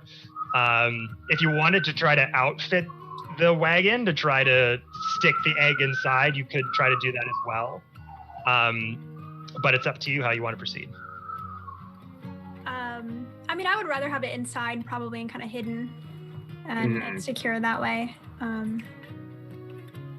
If we could do that. I was gonna say, like, I could put like stuff the inside with bedrolls and stuff like that too, to keep it warm as well inside there. Okay, so we can say that arranging for the wagon. Again, Greenness is just like entirely indebted to you. So any favors you ask of them, any adjustments you want to make to the wagon or anything, they're gonna do no problem. It will delay your time leaving though. So if you wanted to kind of outfit like a wider door or a bigger panel to kind of open so that that big of an egg could fit inside, probably cut like a couple hours off your leaving time, but easy enough to do. I think that's okay. Yeah. Okay. So yeah, takes a couple hours as you kind of like, I think we're gonna need to fit the egg inside. We don't want anyone seeing this from any other prying eyes. The cultists could still be around, who knows? So they take it back to the wood shop, and they're able to kind of fix the door. So instead of just like a single door where like single occupants go through, they kind of adjust it so like it's 2 double doors that the whole thing just kind of opens up super wide, so you all can kind of adjust it in there, sort of settle it into the side. But most of you can kind of sit inside of it, just kind of around it. But they're able to do that no problem. Okay. And then I'm just gonna trot alongside Bill. Yay! Okay. So Bill's just kind of free and easy, no one riding Bill, just trotting alongside. Yeah, I've just got like his lead rope, and we're just trotting along, having a good time, having a conversation. Yeah, whatever horses we're not using are basically attached to the cart, pulling the cart. So yeah, and I'll just get on whatever. Okay, so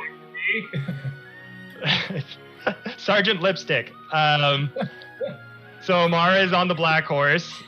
Apollo and Arturel, you're on the light brown ones. I'm on top of the wagon. You're on top of the wagon. I'll get on the other light brown one. Okay. White brown one. Yeah, give it a name. It's up to you. Horsey, man. Horsey brown coat. That's his full. Horsey McHorsegiggins. Okay, her name is Cinnamon Roll. There you go. I was gonna say All John. right, there we go. But Gonna say what? I was gonna say, Arlie, you probably just walk around everyone like, your name is Cinnamon Roll. Your name is Sergeant. Your name, and just Arlie just goes and names all the horses for everybody anyway. I'm steering the cart. I just have the reins. You're gonna be up front? Okay. Yeah. Cool. So you got to go there on the reins. Are these not our horses that are pulling the carriage? Or how many horses are there? It's not right? It depends. He brought a bunch of horses out for you. He bought a horse for each of you to ride for your own travel. So it's kind of up to you if you wanted to try to like keep them around or kind of have them go with you on this journey if no one's riding them. Like you said, you could kind of have them because you're already trotting, so you could put a hand on each rein if you wanted to have sort of multiple go with you. So essentially you just got a free horse. So if someone's kind of like riding the caravan, but if you need a horse later, you know, you might want to keep it around, but that's totally up to you what you'd like to do. I'm just wondering how many, like you said we have 4 plus Bill. But so you got Bill, and then you've got 1 for each of you. So there's 4 plus Bill, so 5 plus the 2 that are driving the cart. Okay, and the 2 that are driving the cart are not ours? They're the carts. They're for the cart. For all intents and purposes, it's Leosin's cart. Okay. Yeah. But yeah, so we got all that. Ready to travel out? Yep. So. All right. So, as Leosin kind of looks over to all of you, as you all kind of gather up your supplies, cinching in the dragon egg into your new sort of cart, your new wagon. You got the horses around. See Leosin kind of looking around. That way. It just kind of like smacks Archeon on the shoulder to kind of start to hit the reins for the horses. And you start taking off towards the city of Elturel.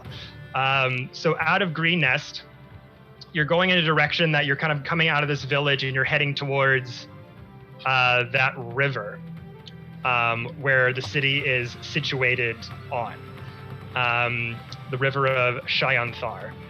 So you're following this route through the forest, the trees, and sort of following along the riverside.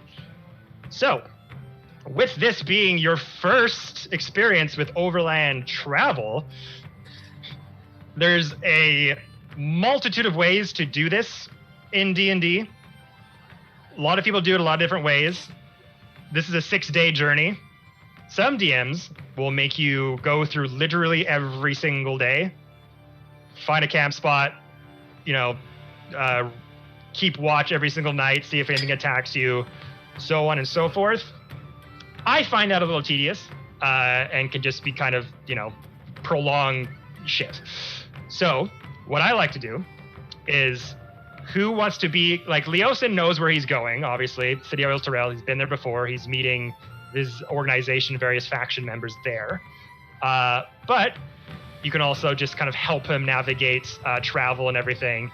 So we're gonna roll survival checks just to see if you're getting there on a good pace, you're not getting lost or anything like that. So who would like to help Leosin with these survival checks? Who has the highest? I have +4. Oh, wow. I have 2. I have +3. Might be you, Amara. Me then. Yeah. Amara, okay. So we're gonna do this in a few ways. So we're gonna roll a series of survival checks to see how the journey is going. If you're going kind of slow, fast, get lost, that kind of thing. Then I assume you guys are gonna want to are you trying to keep a low profile? Are you trying to, it's kind of hard. You're kind of a group of adventurers with multiple horses and very strange beings. But obviously not to try to make yourself too known. Like, you could be wearing cloaks with hoods up, trying to keep yourselves not so obvious. Maybe you're not going on the sort of main traveler's path. Maybe you're just like keeping out a little bit outside of it, keeping aware of if any other travelers are coming your way. Because as you know, the cultists are heading northward. They could be very far ahead of you, but you're not sure. Maybe they're stragglers. Who knows? So if you wanted to try to keep a low profile, we would roll stealth checks as well, just to see if you maintained that through this journey. Now, that'll be part 1. Part 2 is judging off those rolls, high successes, low fails. I have my own sort of list here, my own sort of overland travel encounter table, let's call it. It's a series of events that go from crazy shit happens to you, or you meet an NPC, or just general description of their journey itself. So, with that all in mind, we will roll survival checks for me and Amara. So, let's roll. So, roll 6 times and give me the result of each one. You know what? Okay. Flip. I'm going to use actual dice.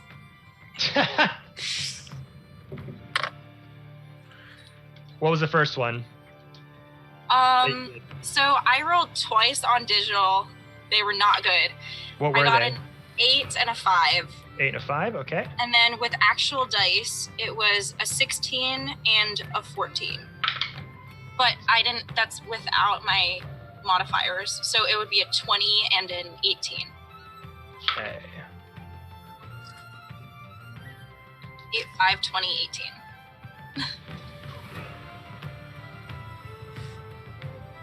I don't trust digital dice anymore. All right, so give me those numbers one more time, Amara. 8, 5, 20, and 18. 2 more. Oh, Doing 6 days. right. That was you got 8 and a 5 that plus the 4? Yeah, Oh, okay. with my digital dice. Yep. Yeah. No, I was Oh, yeah. like, oh my God. 16 and 17. Okay. And then for general stealth, yeah, so everyone roll stealth checks 6 times. Everyone? Well, if everyone each day is trying to keep a low profile, Oh.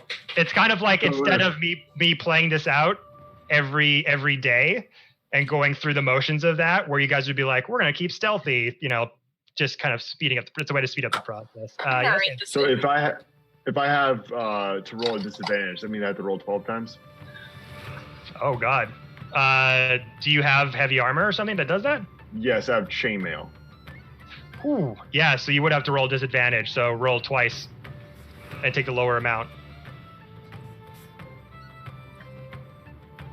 Oh my God, I'm also at a disadvantage, so I also have to roll 12 times. Yeah. Okay, I gotta write these down. Hold on. Yeah, I'm doing math. Yeah, me too. Hold on, I'm writing it down. That is plus.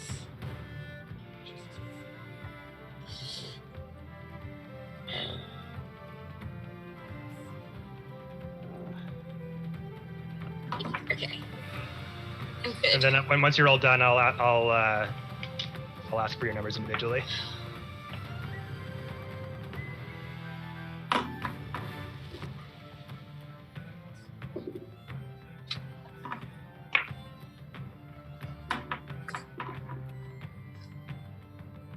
Okay.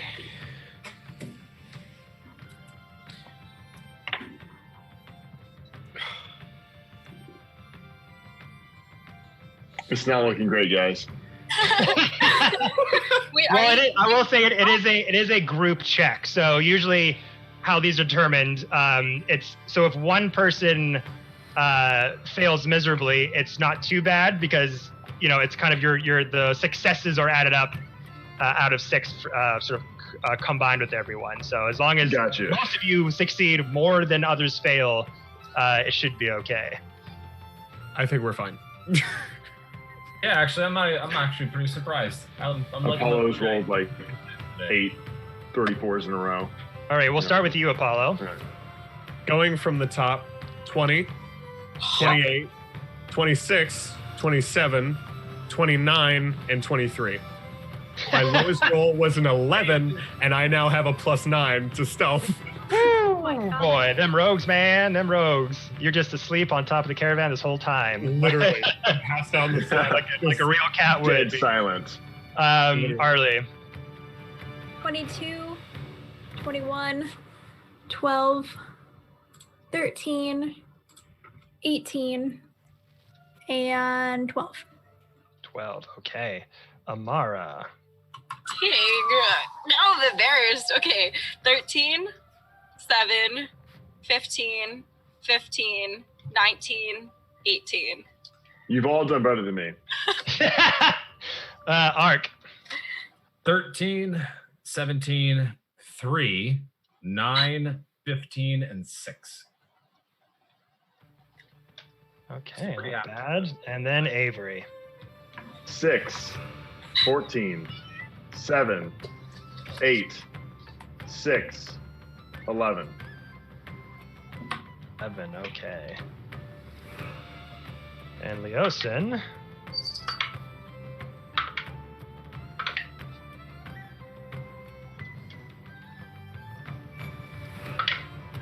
This music is Bob. Right? Is it Bob? All right, so. All right, good numbers all around. So for the survival, you've kept pretty much on the same path heading there. You didn't take any detours. You didn't get lost on your way down there. Again, going along the riverside is a fairly easy way to navigate traveling to a town like Elturel. For survival checks, Amara got 8, 5, 20, 18, 17, 16. DC was 10. So you did 4 out of 6 basically. So passing. Leosin got a 5, a 6, a 1, a 2, 15, and 19. He rolled really low. So in kind of keeping en route and also trying to keep your decision to keep off the sort of the main travel path that most would take to get this direction, you decided to go on a few shortcuts, a few offshoots, and a few times Leosin being like, wait, this way, because he's used to taking the main road most of the time. But every time he had a question or every time he's like, oh shit, I don't really know where we are, and looked up at the sky, Amara, you were able to just kind of like look around at the routes, look around the ground, sort of see your surroundings and just kind of get a general sense of like where you are and where the river was, and able to kind of course correct him every time he was going, I went this way, or and allowing you to spend more personal time with your favorite half elf that you adore so much. And the two of you got to spend a little bit more personal time during this travel, asking questions about each other's histories and backgrounds. The organization that he belongs to is called the Harpers. It's a sort of ragtag organization of various individuals that kind of, they operate independently as a faction. There's not a lot of structure to it, but their main goal is very much in line with your beliefs in that they're dedicated to balancing out the world, in that when dark forces arise or dark powers start to amass, it's their organizations, they've put it upon themselves to like meet that and set the balance and make sure that that shit doesn't take place. And that one of the individuals that you're going to meet in Elturel is a paladin named Onthar. Onthar Froom. He is a paladin who's kind of a big deal in Elturel. Very well respected. Knows a lot of people. Yeah. So he didn't go on too much about it. Kind of one of those things where he kind of caught himself kind of talking too much. He was like, but you'll meet him when we get there, kind of thing. Now, as far as the stealth checks go, again, most of you succeeding out of 6, Apollo passing with flying colors. Arlie passed all 6. Amara, you only failed twice out of the 6, so you succeeded 4 times. Ark failed 3 out of 3, so a dead even.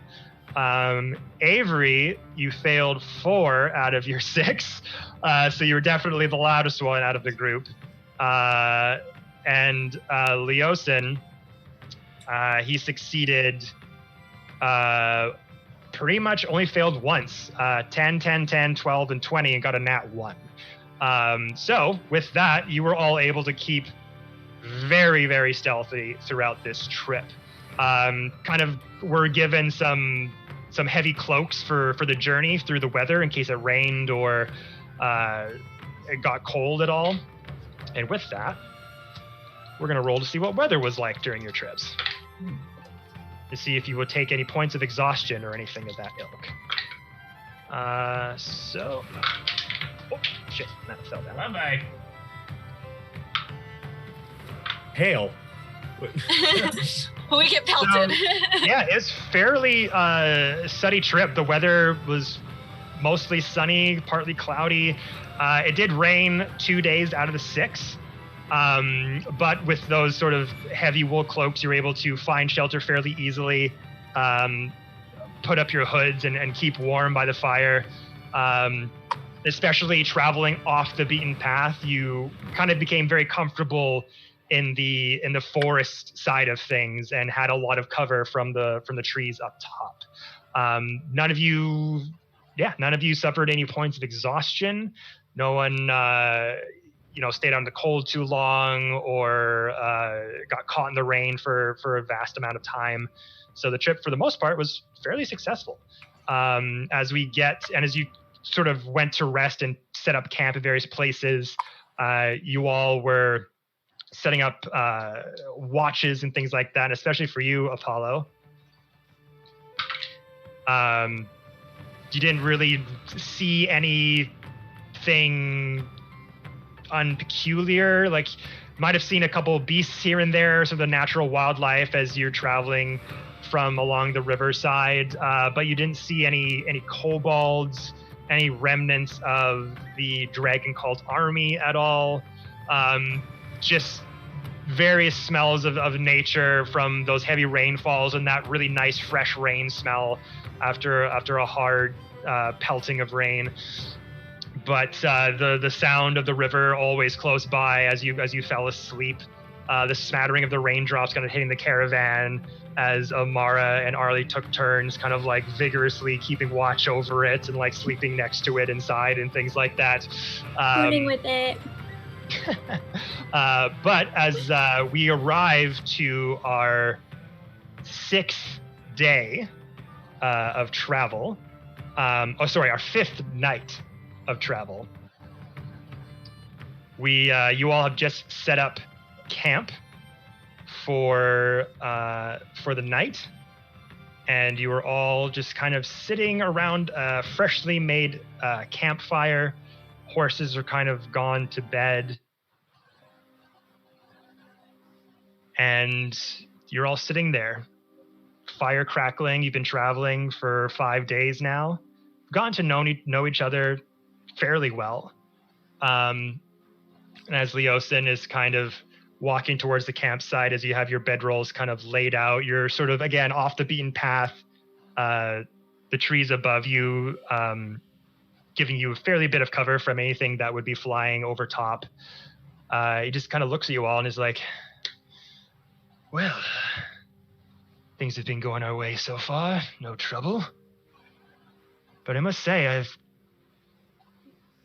feel like I haven't really gotten to know you all too intimately up until this point. I mean, I must say, you're all clearly talented warriors, very, very strong, very, very adept. But what's brought you all to this point so far? Where do you hail from? What makes you all tick? I'm just curious. And he kind of looks over to Artreon. I come from the Western Plains tribe, a warmer and harsher climate of the Western tribe, where my father, chieftain of the Western tribe, rules the land. And we pride ourselves and we value ourselves on the skills of the warriors we produce as kins and family members. And we prove ourselves worthy of ruling with the chieftain Even as sons, we may be stepped over. My father has sent me out on a quest to claim glory in the highest of cities, fight the greatest of champions, and to return victorious and unscathed. There, he will bestow upon me the rule of chieftain of the Western Plains. So I fight for the glory of myself and my tribe, to earn my father's trust to be chieftain over the Western Plains tribe. And in my travels, I have, unfortunately, made friends with my counterpart here, my charismatic counterpart, big word. Charismatic counterpart, Apollo. We've shared many adventures together thus far. That is quite a goal you have there, my big man. But if it's glory you seek, you're certainly on the right path towards that. How did you and this one ever meet up? I can't imagine the two of you crossing paths. I'll let him tell that story. Well, when you are working as a sort of adventurer mercenary, sometimes you have a job that with seemingly random companions, and I kind of gesture to the group, and sometimes you enjoy their company enough to stick around. And I simply found that Achaidh is, while a bit brutish at times, can be a very charming individual to be friends with, and we tend to complement each other's strengths and weaknesses quite well. I keep him alive. I get him money. I make sure he's paid fairly. Yes, I know all about that mercenary life. Safe to say, I had a bit of a darker past myself at one point, but it's just funny how choices we make lead us to where we're going. Yes. He looks over to Avery. You over there. How did you come into this group of misfits? Well, I was raised to be a fighter from a very young age. It was what I was really good at, but it wasn't really what I was passionate about. Everybody I would train with, I just wanted to fight, get better at it, perfect different art forms. I was good at it. I enjoyed it, but it wasn't my true passion. My free time, when I'd be reading up or supposed to be reading up on, different fighting techniques and different strategies to use in battle, I would also just be reading about history of different lands far away that I hadn't yet visited. So I'd always been spending time in the training facilities and the training grounds. One day, I decided that it wasn't the life for me, and I went out to seek adventure and maybe live some of the stories that I was able to read in those books. And have you accomplished? That's when I met Arlie. Oh. And how did you two meet? Well, I just happened to be sneaking into one of the elven libraries. It's a beautiful outdoor library in the woods, near, kind of in between both of our homes, and ran into each other. And we shared an interest in books. Huh. Quite a clever way of interacting, sharing knowledge with one another. But if I am to be so bold, you seem someone of a particular ancestry. Do you have Fae ties? Yes, so my family is, they're boring, not much to speak of. They are Fae creatures. They're very particular about things, and I myself, I appreciate the things that they stand for, and I appreciate the culture.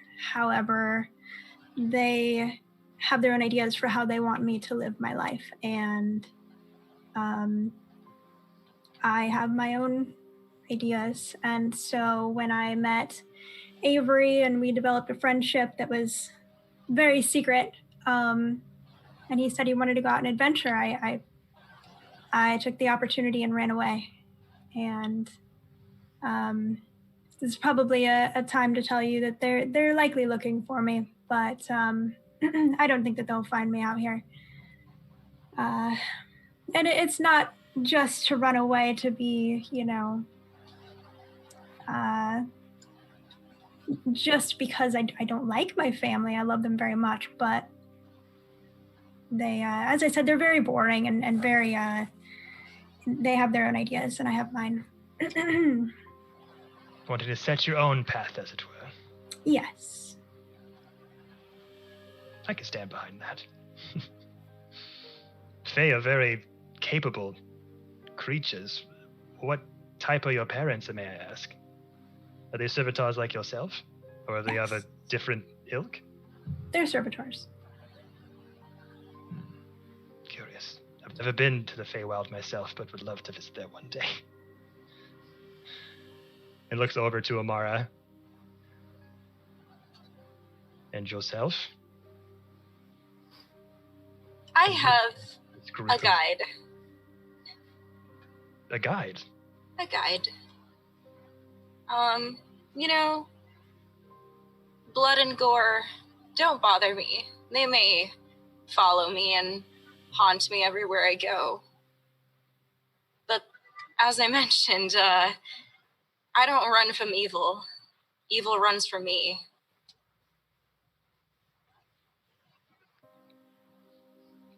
Damn straight. And he just kind of goes over to you and kind of high fives you over that sentiment. He's like, the Hoppers would be very lucky to have you in their ranks, my dear. I'm not trapped in here with you. I'm trapped in here with me.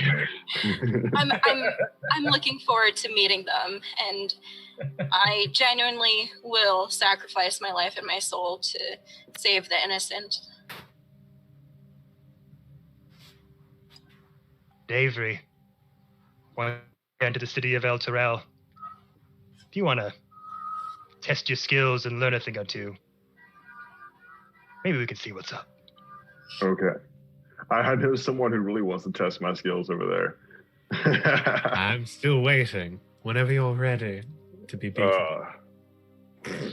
Hand-to-hand combat, I don't think that's going to be a good idea for you. Well, if anything, the person we're going to meet, Ontharr, he is quite a jovial person and loves to have a good time. Most likely he's one to kind of, test and rib new people he meets. There's probably going to be a little bit of tavern hopping, maybe a little bit of arm wrestling, various games and such, Oh, man. Likes to see if you can keep up with them. Yeah, I agree. Yes, I'm kind of tired of myself, but you've been saying you've all been looking forward to a bit of a good time, so happy to see how you hold up. I think that foot race with Apollo will be fun. I'm sure we can make plenty of coin putting on a bit of a show. Absolutely. Well, I like this idea. It's like Superman and the Flash at this point. I do know that they have quite an interesting racing track that they've just erected up in Elturel. Quite of a sight. It's kind of a capture the flag sort of scenario. They have various steeds and beasts that have been imported from different lands. It's quite a spectacle. I don't know if any of you are familiar with basilisks or giant toads or nightmare horses, anything of that ilk. I love that. I know a basilisk. More like nightmares. I love those. I've seen a basilisk or two. I trust my body more than some animal. Oh, so you're going to race them yourself then? Of course. We could probably all make a lot of money on that bet if you want to try to outrace those beasts. Of course. And he looks up as the moon is kind of starting to fade away, the light kind of getting dimmer. He's like, well, rest up, I think. One more day and we'll be arriving very, very soon. He nods at you all as he goes over to his bedroll for the night. I kind of move my bedroll over near Avery, not too close, but just hey, buddy. Respectfully. Yes, but close enough. And I'm like, hi, what's up? I am actually going to stay awake. Okay. I'm gonna sleep on top of the wagon where I've been hanging out quite a bit. Okay. If anyone wanted to have any conversations with people in the party, now's the time to do so. Otherwise, we can move on to the next part. I'm gonna lay in the grass next to Archeon. I scoot over, you scoot over, I scoot over, you scoot over. Apollo just You just wake up in the morning and she's like, "Hi, sunshine." And then she goes, "Wee." Hey, I just sleep.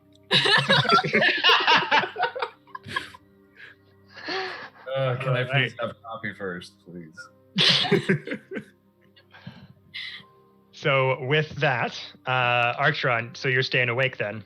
I've had multiple days of rest. I am okay to stay up for one night. Yeah.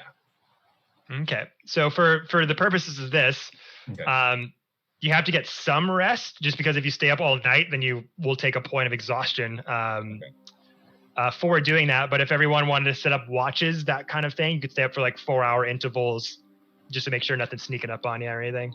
Probably a good idea. Yeah. Yeah. Okay. So would y'all want to take turns? Yeah, we'll take turns. Okay. So only 4 of you, I believe. So one Archeon, Apollo, Amara, and Avery. Sure. All right. I'll have you all make perception checks. Perception. I can find my other dice that fell. Ugh. Why do I? Okay, no. Ooh, my perception is -1. And 7. Wait, you said perception? Yep. I got an 8. Okay. 14. I'm rolling real low today. 20, baby. Hey. I totally stopped with the website. I cannot roll on the website anymore. No, yeah. You have real dice. That's what you're supposed to. I know. I'm using the blue ones, and they've been pretty profitable today. So Nice. I got 19. 19. Okay. So, going around the room here. So Archeon, you kind of the first one to stay up with Amara kind of by your side, and just kind of like looking around, just kind of enjoying kind of like the slight breeze passing through the night. It's like stars are out, the moon's pretty bright. It's kind of illuminating the area around you through the various branches and things like that. But again, nothing really stands out. Kind of all of you, as you kind of go around, sort of taking turns, kind of switching in and out, fairly peaceful. Once in a while, you hear kind of a crackling in the bush nearby. But again, local wildlife, you see a deer kind of like jaunt around and aside. But nothing sinister creeps out. No monsters come at you. It's a fairly good night. okay. And we awake the next day. As the sun starts to rise up, I believe that Arlie will be the sort of last person keeping watch, as you and Avery are kind of up together doing the earliest sort of last bit of the watch, as you kind of take your time to walk out from the woods and go over to the riverside as you watch the sun kind of rise up in the east over the river. This glorious sort of orange hue kind of lighting up the sky around you, and sort of pink highlighted clouds kind of bouncing off of the light as the sunlight. Avery. As the two of you kind of sit on sort of the bank off the river, feet dangling, as you're just watching the water kind of slide by, talking to each other. The light kind of creeps up and starts to hit the trees, and the warmth of the sun kind of wakes you all up to the following day. As Leosin kind of gets up, starts putting dirt on the fireplace, and is like, "All right, one more day, friends, one more day." Kind of cracks the bones as you gather up all your things into the wagon and set out on your path. And Amara, roll one more survival check. Lovely. 21. Natural one. I know. That's going to dice jail. So, as you are kind of making your way through the sort of same sort of strategy you've been doing throughout this journey, Leosin kind of takes the reins a bit from Arctron. Is like, pretty much says in passing, like, it's been 5 days.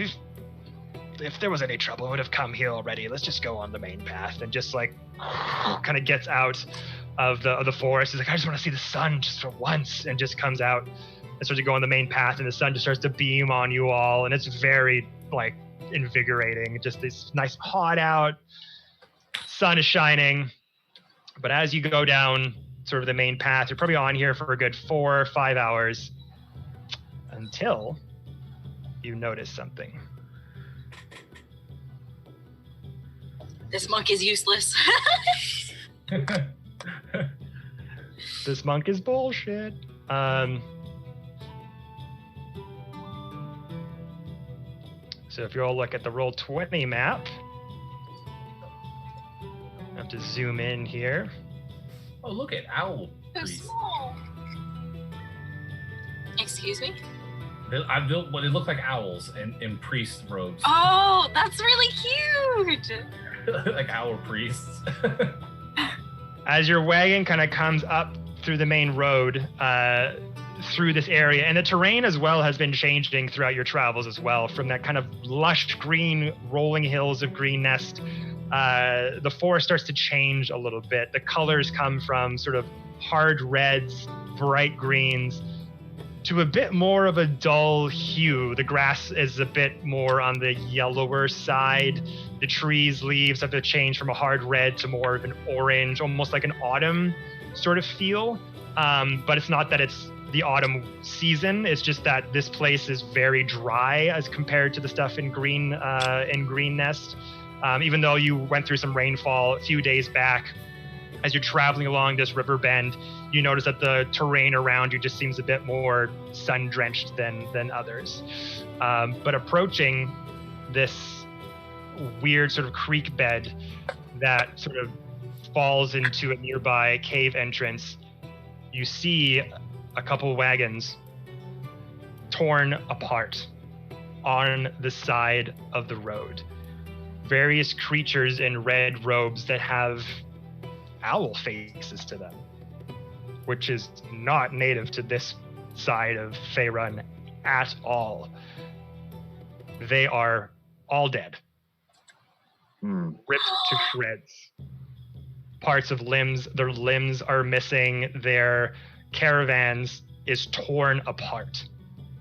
Various items and gold pieces are just kind of scattered all over the area. Who's in the, I think Leosin and Arctron, you're still in the driver's seat? Yeah. Make a perception check at advantage, Arctron. At advantage. Perception is -1. So we got a 8 and a 5. So 8. Oh my god. Perception's low. Don't hate me. 8. So you see the various dead humanoid animal-looking creatures in these robes. What their purpose was, why they were coming through here, you have no idea. But you do spot, scattered amongst sort of the broken items all over the place, 3 things you're able to see from that distance. One is a chest, right here. 2, a great axe, here. And 3, a very ornately made quiver. Empty, with various sort of compartments in it. What would you all like to do? I just want to make note of one thing really quickly, because this is very typical in situations that if something like this happens, they leave a bunch of stuff out, And whoever did the attacking is waiting for a passerby to stop and grab said things. That's what I was about to say. Secure the area first. Yeah. Very, So- very vigilant.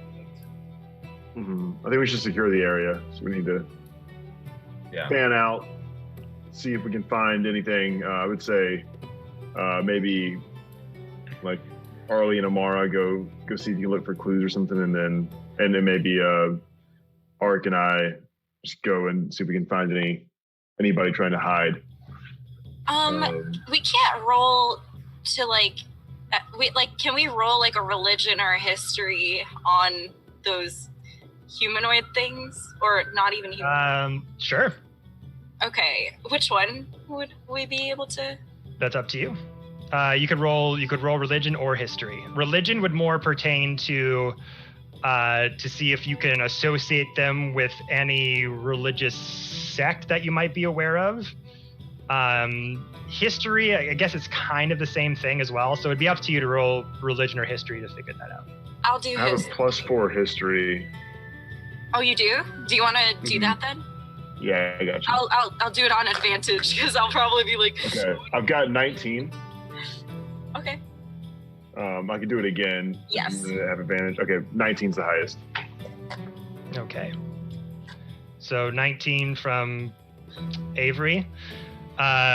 Looking out at these creatures, they look like owls. They look like humanoid owl figures. At first, you're just like, what? You kind of look at them, and everyone's looking at you because you have this look in your eye, like you recognize them. And everyone like kind of looks at you as like, what? What's up? And then you look over to Arlie. They're Fae. Arlie, they're Fae.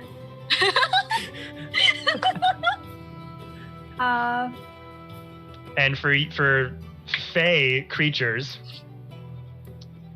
leaving the Feywild, obviously some Fae choose to kind of live in Faerun, but a particular sect of these is odd.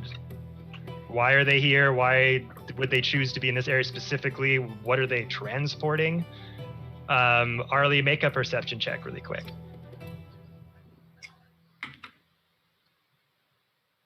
8.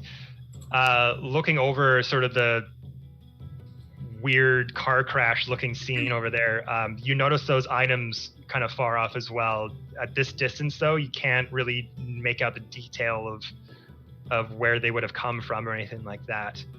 But from this distance, they look very well made. Would I know anything about their species? Make a history check. 16. 16. Okay. So for these, they're known as owl folk. They're kind of distant kin of giant owls. They come in many shapes and sizes, from petite and fluffy to like wide-winged and majestic. They have arms and legs like other humanoids, as well as wings that extend from their back and shoulders. But because of their ancestral tie to the Feywild, they can innately see the magic of their surroundings.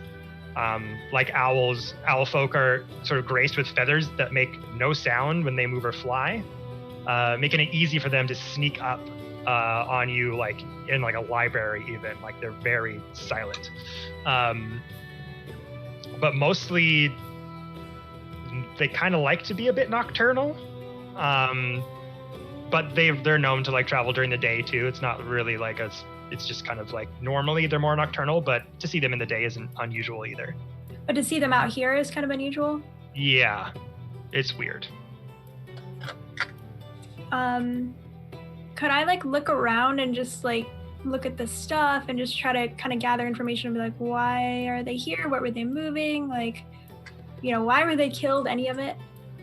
Yeah, if you want to move, for that check, you'd have to move closer to see what's going on up there. I'm going to put my hand on Arlie's shoulder and just, maybe I should quietly check things out first. Yeah, we need to make sure there's no traps and nobody in the tree. Actually, I have a spell I can cast. It's detect find traps. What's the range on it? 120. Damn. It's within 1,000 feet of me. Actually, I think. No, that's locate object. I clicked on the wrong thing. Find traps is 120 feet. Still. Yeah. What level spell is that? Let's see. It is a second level. Find traps. Okay. So, to think you can just cast that doesn't require anything, right? Yeah. It's instantaneous. Okay. So you see Apollo kind of put a hand on Arlie, be like, hold on, maybe we should be careful about this. And Amara just mentions, oh, we could do this. Then kind of like waves the hands around, goes into the ground. This sort of wave of green energy just echoes throughout the space you're in, looking for any shining bit of light that's sort of reminiscent of the green glow that you just saw. Goes over within 1,000 feet. Nothing pings.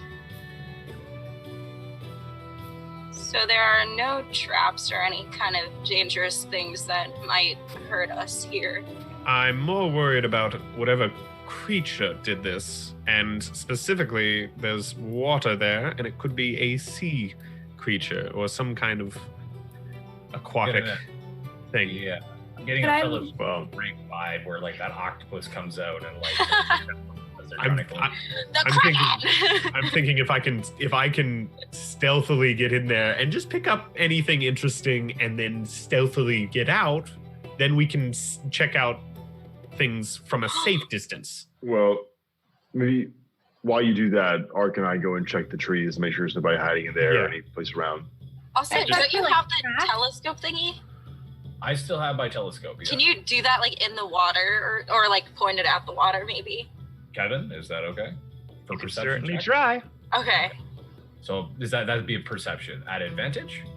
Yep, because of the kaleidoscope. Radio. Or kaleidoscope, telescope. Why do you think kaleidoscope? The Archer just thinks he's looking at I things. don't see anything. I see space and time every day. I got a 5 and a 7. Oh, Shapes and colors. So we'll just go through that step by step. So Archer, you seeing Amara do the find trap spell, nothing pings. She mentions it. You kind of take your telescope, look around the area, look over at the water. It's very dark and murky, and it's pretty bright out as well, as we described. The sun is shining, so you're kind of looking at the surface of the water. The sun's kind of bouncing off the light of it, so it's just kind of hard to make it out from here. But no movement. I really can't see any movement in the water. No. Okay. Could I look for like tracks, or maybe if like the ground is wet, as if something came out of the water, or? Sure. From where you are, or are you like, where are you looking for these traps? I'll move Or for closer. these tracks, sorry. Yeah. I'll go like here. Here? Okay. Make a survival check. 9. 9. So you look down at the ground and you see various sort of footprints that kind of match. They're all kind of custom made sort of boots that kind of match the talons of the owl folks' feet. They're scurrying in all directions. Definitely kind of signifies that something went down here. But there's like, you can make out sort of planted feet movements going to and fro. You can sort of see skid marks from feet kind of being dragged, but it's all in various directions, and it's kind of hard to get anything discerning in that regard. Can I tell if the ground was wet at all? From there, well, the ground is kind of wet all over near to the bank of the water, but there doesn't seem to be any, like, if you're looking for like anything signifying something was dragged into the water, you don't see anything that signifies that. Or like something dragged out, or like, climbed out of the water, or, was dripping all over the ground kind of stuff. Yeah, the whole area close to the embankment of the water is just damp. Like it's kind of hard to discern that. Anyone else? Can I check to make sure that all of them are like actually dead? Like I want to just check to see if there's any survivors. Make a medicine check. Okay. That would be +6. Ooh, okay. Big money, big money. Oh. 15. 15. They are very much dead. No. And they look like they've been dead for a while. This doesn't look like it was done recently or like an hour ago or even a day ago. As you look down at the owl folk, the lacerations, some of the limbs kind of torn apart, they look like they've been here for a couple of weeks. I'm gonna tell my party that, like, they look like they've been dead for a while, a couple weeks and stuff like that. I'm gonna try the chest that's there. Is that locked? Do you want to go down and try to see if it's locked? Very carefully, yes. I'm just going to move over here and just keep an eye out for things that might be coming at us. Okay. So you reach down, you kind of see if there's a lock on it. How big is it? It's like that big. It's just a smaller. Yeah, I'm gonna carefully, not necessarily touching it, but just getting up close and to see if there's a lock or any kind of. So going up to it, you see that there is a little padlock on it. Okay. I'm gonna try and open it. I have thieves' tools. Okay. What do I need to roll for that? As you do this. Oh, Jesus. It's always Apollo's. Everyone else came down. Reach down to look at the chest, and you see the padlock, and you're like, give me a minute, I'm just gonna try and unlock this thing. And you're all kind of looking at the owl bodies, looking at the area around you, looking for tracks. And Avery, as you're kind of like looking around away from the cave, you hear something.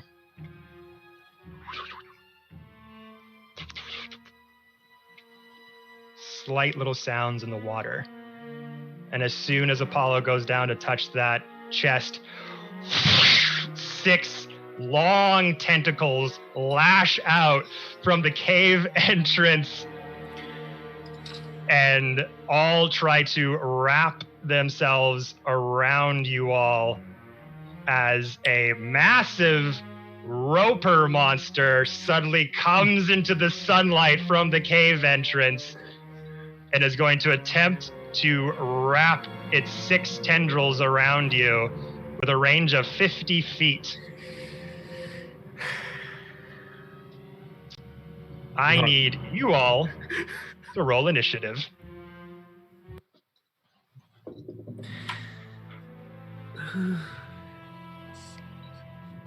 17. 19. 23. 14. 15. It's Oh, going sorry, to My initiative. try to grapple 4 of you. So who's close by? So this could be a surprise attack on Arlie, Arcturion, Apollo, and Amara. So this first one. Sorry, just making note the cart is still with Leos in there. Yeah. Yeah, he stayed on the cart and stayed behind, and he sees you all get attacked, goes, "Oh Jesus!" and starts to get off, and he's running towards you. First hit for Arlie is 12, which I think will miss. My armor class is 12. Oh, so it just hits. Okay. For Arcturion, that is a 18 to hit. I am 16. Okay, so that'll hit you. And for Apollo, natural 16 plus 7, that'll hit you. What's your AC? 16. Yeah, so that'll get you too. And finally for Amara, natural 18. Holy shit. Plus 7, so it's gonna get you as well. So all these hit. You are all grappled. So your speed is 0. You can't bonus any benefit to your speed. So you're still able to, attack, use your spells, all that jazz. You're just grappled, and it's like pulling you towards it. And you got to roll a strength saving throw to get out. Does this monster only have 4 tentacles, or is there more? There is 6 of them. 4 of them went 6 of them. wrapped out. Gotcha. And got them all. And there's 2 that are just kind of like waving by its side. So, you're grappled. Until the grapple ends, target is restrained. So you're all restrained as well. So attack rolls against a creature have advantage against you. Attack rolls against you advantage. And the creature's attack rolls, you have disadvantage. So advantage on you, disadvantage on it. What's currently. You to hit? Sorry, say that again. What's the AC to hit the Oh, you won't know until you hit it. Oh, okay. And we can roll to get out? Yeah, so when it gets to your turn, you'll have to make a grapple check, a strength check to try to get free of the tentacle and get away from it. Does that take an action to do that, or? Yes, that'll be an action to break out of it. And Leosin here is going to roll his initiative as well. And then the Roper, is low. Okay, so for initiative, 25 to 20. 23. 23 Apollo.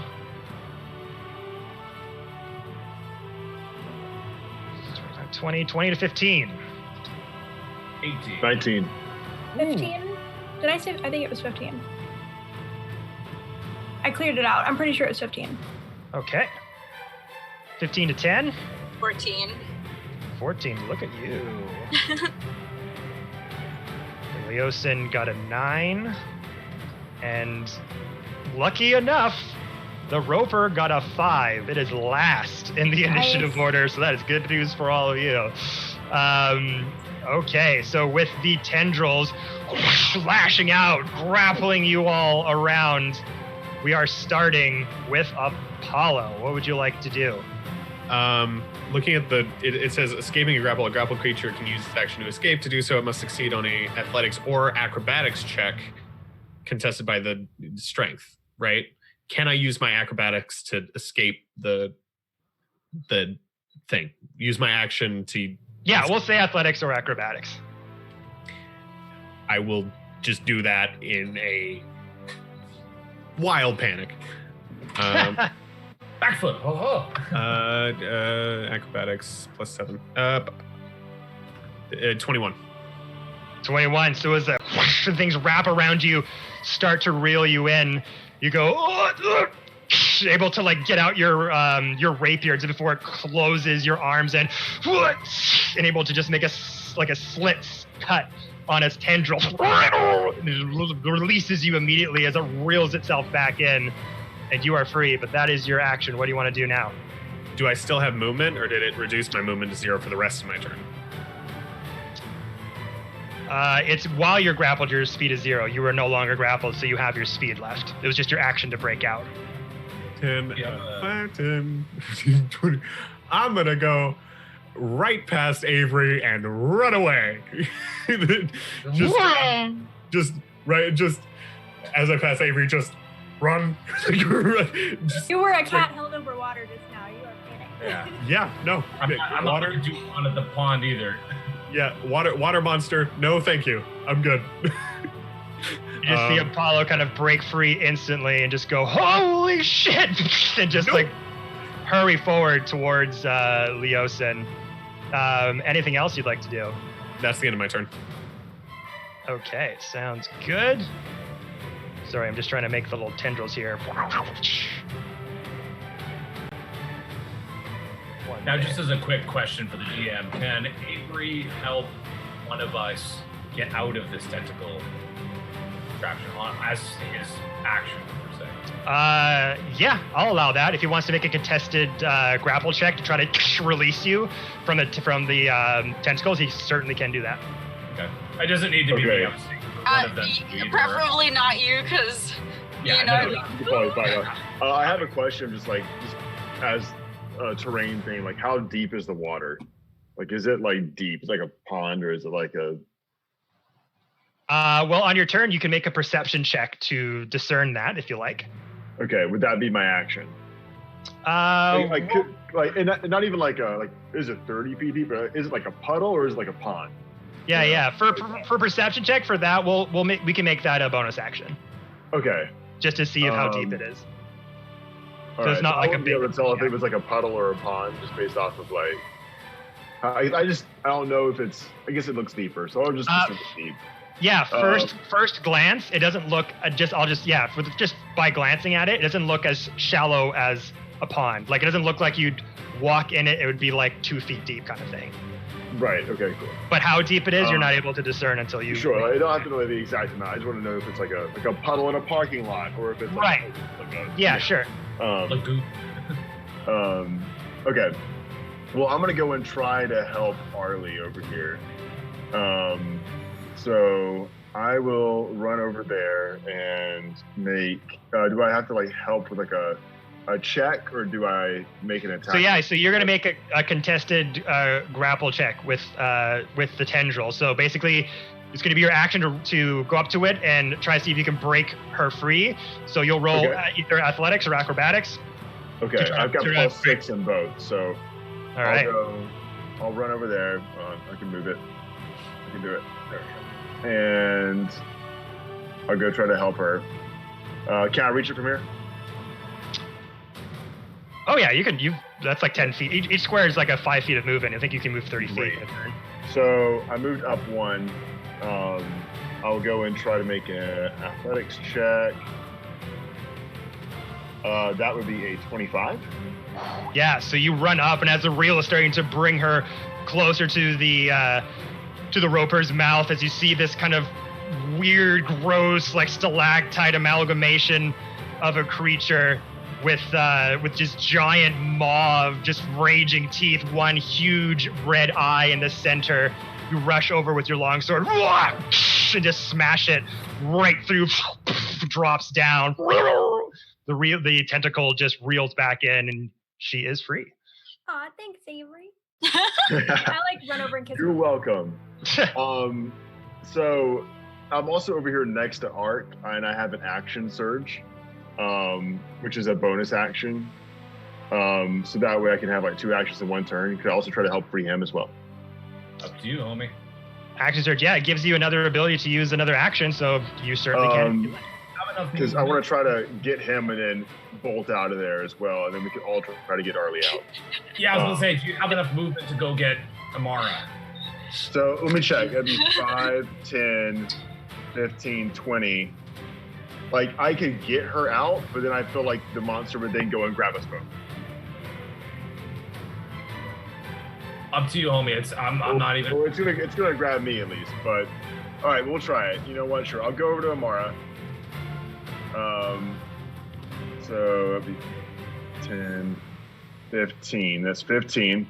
And I'll make an athletics check over there. I'm also going to go ahead and use an action surge. So I'll go ahead and I'll mark that. And athletics check is going to be a 24. 24. Once again, with lightning speed, kind of run over, double down. Confirm. Nice. What's that, sorry? I'm grabbing Amara just to. Oh, sorry. I thought you meant. Yeah, it's okay. I initially said Apollo, but you changed the plan. Just okay. All right. Gotcha. So you see the tentacles wrap your party, rush over to Arlie, one swipe, reeling it back into the roper. You duck over, do a front roll, stab it straight and true. Another tentacle reels back into the roper with one and still has its little grimy clutches on Archery on there. And then I'm going to use the rest of my movement to get the heck out of there. So that was 15. So you did 5 here, 25, 30. 10. So wait, so you're here. So yeah, so I was here at 5, 10, 15. 15. Oh, can I not go diagonal there? Yeah, so 25. So that's 30. Yeah, you can get about there. Yeah, so that's 30. Okay. So I'm getting the heck out of Dodge. Sounds great, my man. So good turn, releasing 2 of your friends from the tentacle clutches. Yeah, thank We you. then come over to Arlie, now free of the tentacle. Okay, can I sort of guess Wait, how no. far... What AC? What did you get for initiative? Because I got 17. I got 18 actually. Yeah, it's Arc next. Yeah. Oh, sorry, I got it right down. Yeah, Ark, your turn. I will 100% roll for Try to break out. athletics. Yep. All right. Oh, off the table. 6 plus 4. I got 10. No! God damn it! Well, you got a lot of hit points, so I think you'll be okay. But yeah. So as that in that quick flash blast into decision, Avery runs up, releasing 2 of the party members, going for you. No, I got this. Go free the others. And as that happens, the tentacle tightens around you, even more so, like an anaconda wrapping around its prey. And you thought, like, that's fine, I can get out of this. Oh shit! It just starts reeling you in. So that was your action to break out. You can't move. So that's going to be your turn. I said we got like a bonus action to do anything, right? Bonus action rage. Well, you, unless you could do that. Gives you advantage on strength. Does it? I'm pretty sure it does. I think I don't know. Does that? it's good to have because it halves your damage anyway. +2 on damage. Gain advantage on strength checks and saving throws. I feel like wasting a. It's up to you. You know that you're a day ride away from Elturel. If you wanted to track that back and rage before making that check, I'll let you make another strength check roll. No, for the spice of the game, I'll use my bonus action to rage. After the fact? Okay. I'll play fair. Sure. So as it wraps around you, kind of tightens its hold on you. You're like, no, you don't. And your muscles just start to expand and puff out as the tentacle starts to have a hard time trying to keep you in. But that'll be your turn with a raised arc, Trion, being pulled in towards the roper. We now come to Arlie. Okay. So. Help.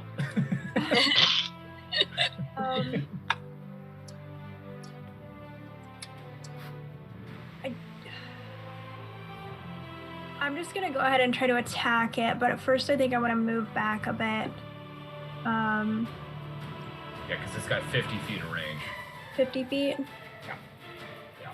So if you can somehow shoot it with a bow or something like that past 50 feet, you are golden. Right. Where's safe from? Where's like 50 feet?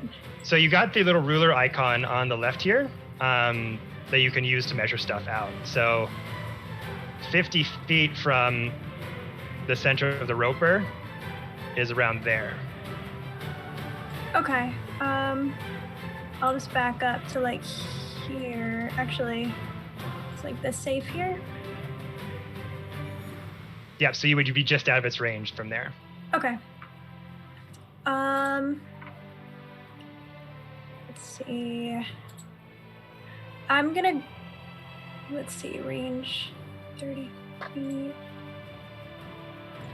Is everyone within 30 feet of me? Yeah, okay. I'm gonna go ahead and use Bless. It's an enchantment that, it says I can bless up to 3 creatures, but since I am a higher level, I can bless everyone. Yeah, you gonna do it at a second level? Yes. And then, so bless up to 3 creatures of your choice within range. Whenever a target makes an attack roll or a saving throw before the spell ends, a target can roll a d4 and add the number rolled to the attack roll or saving throw. So just kind of give everybody a little buff right now.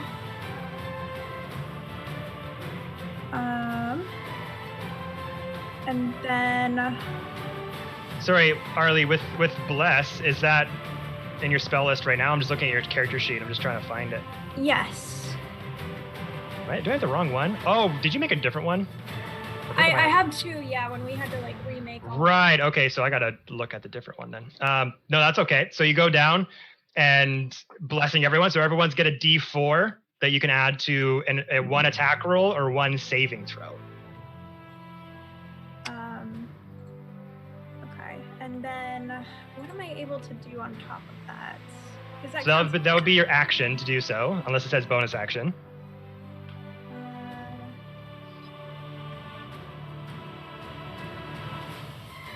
And then I can't do 2 spells in the same turn, right? Nah, fortunately. Okay.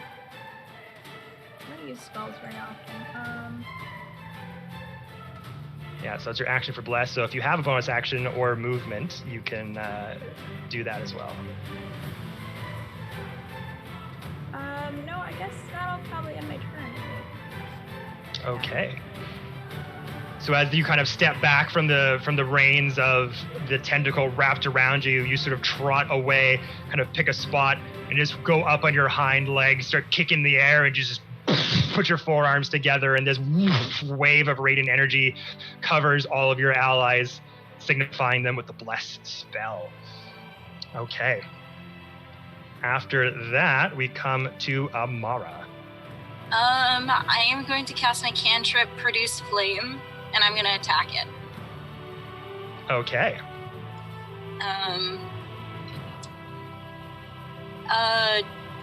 20 to hit. 20 just hits. Roll damage. A 6, and then you said I can add a 1d4 to my attack? That's to your attack roll, not damage.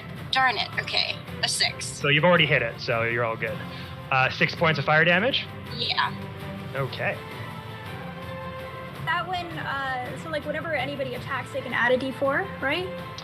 Yeah, so it's one use. So anyone who makes an attack roll can add the d4, or anyone who makes a skill check can add the d4. Okay, so they each get 1 use on that? Yeah. Okay, gotcha. So that's gonna be So as you kind of do that spell waves over all of you, you get that bit of inspiration in you. I feel more invigorated. Amara comes up, flaming, just tendrils kind of leap out of her arms like a fire dancer and hits it wide. Kind of hit this big mass kind of onto the side, kind of shrugs it a bit, and it's just kind of jittering around. And this sort of big, sort of sword kind of emerges from the side, scoffs off of it, hits the back wall. Doesn't seem to do too much damage, but hit it nonetheless. And I am just going to move back a little bit, and that's my... All right.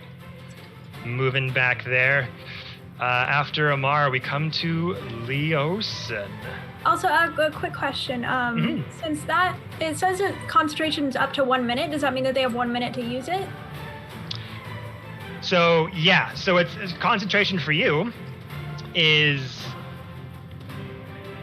so you're the spell caster, so they have that bless ability. It's concentration up for 1 hour. So if someone were to... This is 1 minute. Yeah, 1 minute. So it's like 10 rounds of combat, basically, that they can have to use it. But if it's a concentration spell, for some things, that means that you're concentrating on that ability. So if someone like hits you or knocks you out of concentration, the effect can end as well. Okay. Because you're concentrating on it. So something hits you, and I think you roll a check to see if you keep your concentration on the spell. So it could end early if you get hit too hard. And then does that buff also apply to myself? I think it depends on what level. So you can pick yourself up those creatures. Oh, okay. So you cast a spell, you can target one additional creature for each level slot above it. So you can choose up to 3 at level 1. So any level higher, you get an additional person. So it's 3 at level 1, level 2 it's 4. So I believe you can only pick 4 people anyways. If you wanted to have one of those people be yourselves, you could, or you could just give it to your party. Okay. To Arcturion, Apollo, Amara, and... I don't need it if you want to give it to yourself instead. Yeah, that's what I was thinking. Okay, sweet. Everybody but Apollo and Leosin, he can heck off. Okay. You can heck off. Okay. So for Leosin here, seeing...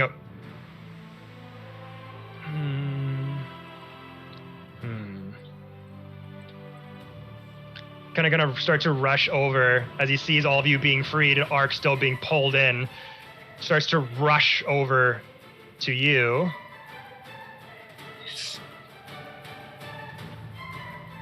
I think he's got 30 feet of movement. 40. Starts to run over to you, Arctron, and says, "Do you need help, my friend? Are you gonna be okay?" Asking if you want him to help you release from the thing. Yeah, if he can, yeah. Okay. Help me, release me! Oh, you're getting pulled in. All right, hang on. Takes up his monk stance and starts punching the tendril off of you. Got to beat a 15. Judo chopping it. He's got a +0 to strength, so this is literally going to be just the die. Could it have an advantage because I'm out of range, maybe, for chance? Nah, it doesn't work that way, unfortunately. Unless, does he have an athletics? No, it doesn't look like it. All right.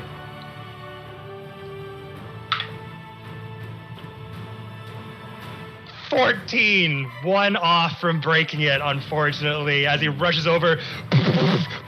Just see like a ricochet of hits, but not able to break the grapple, unfortunately.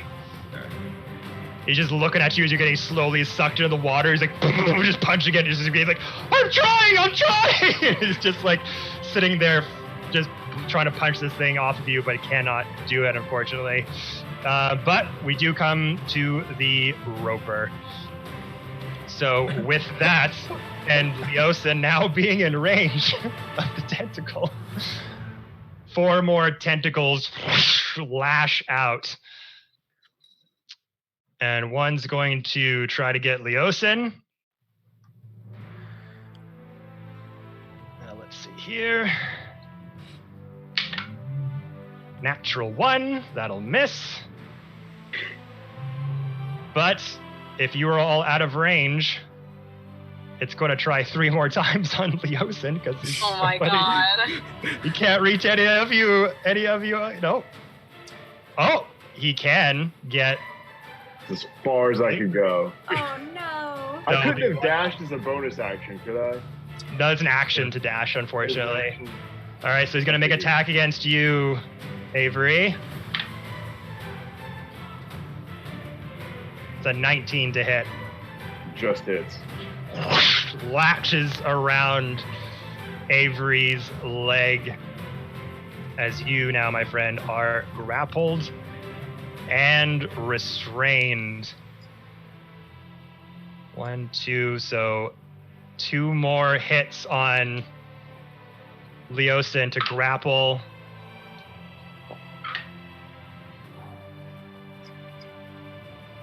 That both of them are going to hit. So 2 tentacles wrap around Leosin, 1 around the legs, run around the body. And with the Roper's attacks, it makes 4 attacks with tendrils and is going to use its reel and 1 attack with its bite. And it can reel in 1 grappled creature 25 feet.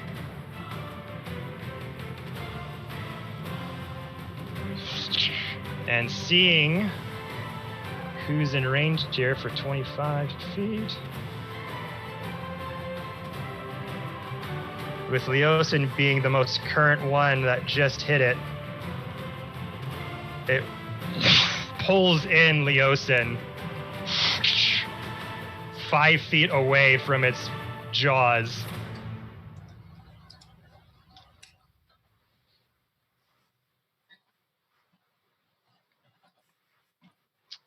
And then it can make a bite attack, but it's 5 feet out of range. And also, what is its? It starts to move out of the shadows of the cave entrance, and with its other tendrils, starts moving along the rock wall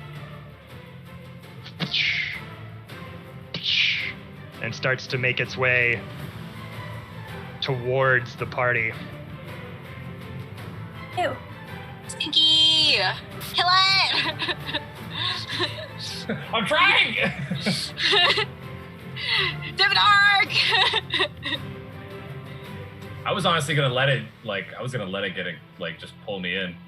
So I could just do like maybe a saving throw and just land on him.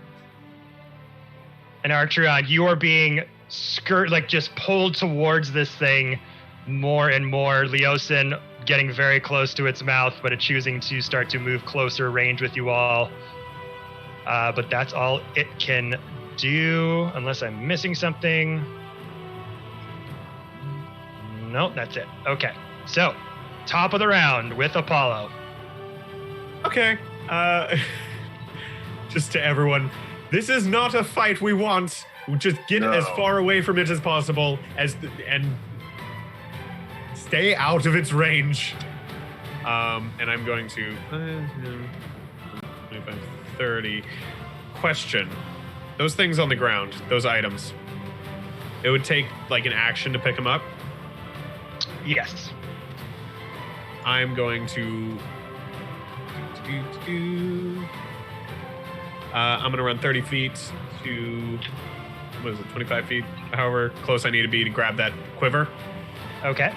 With an action. And then I'm going to pop my bonus action, dash, and with the quiver, I'm going to head back.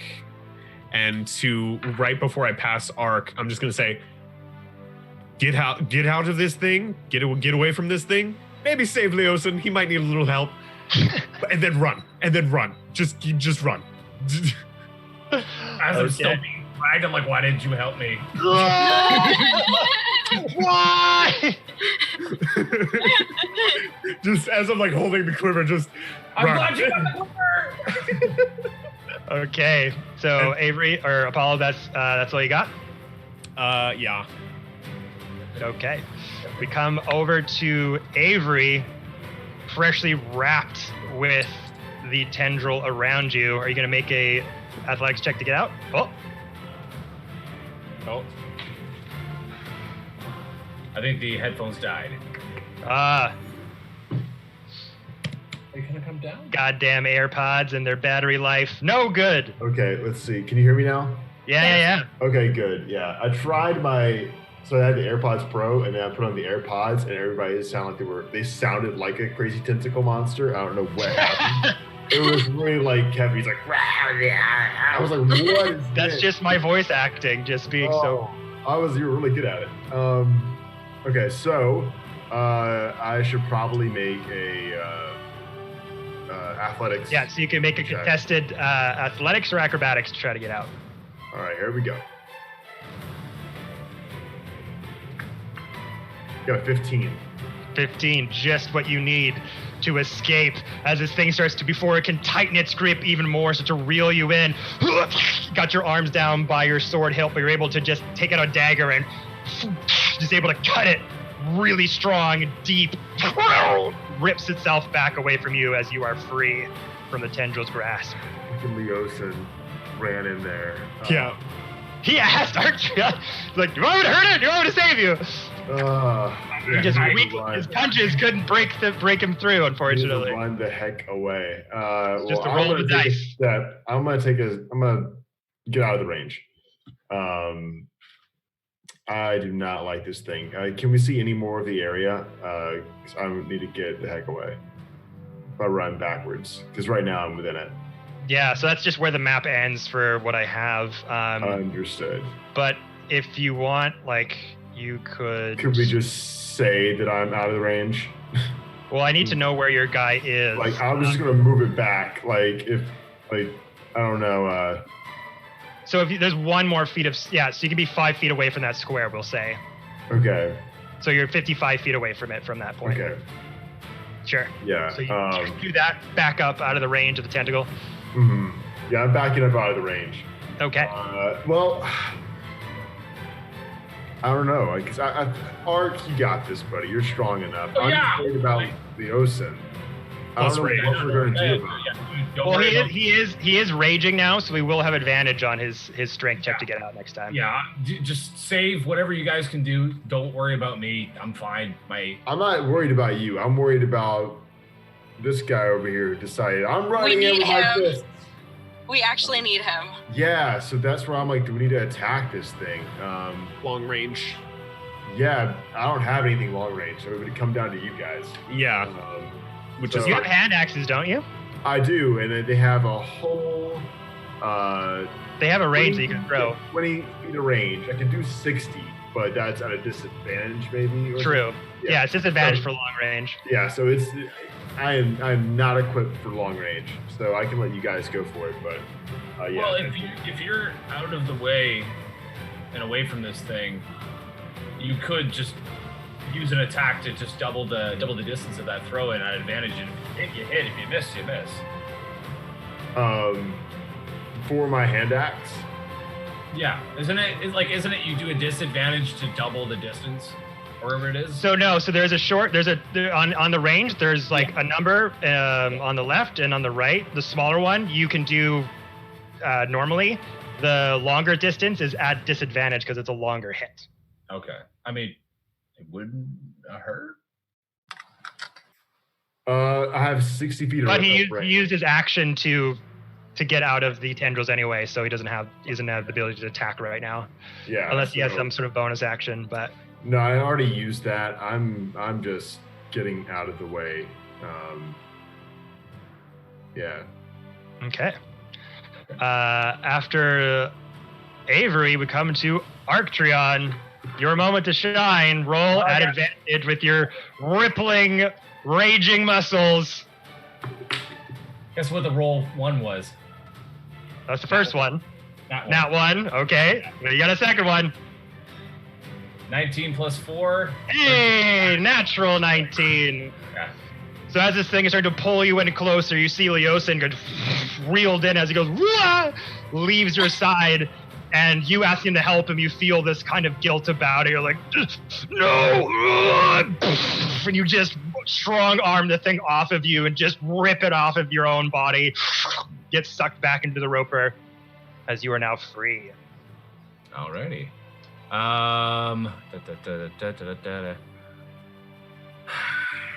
So as your action to do that, you could move away, or if you got a bonus action.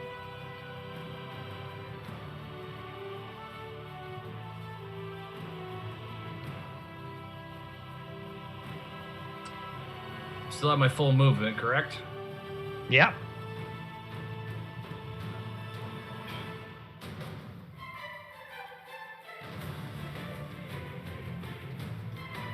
I will be right here.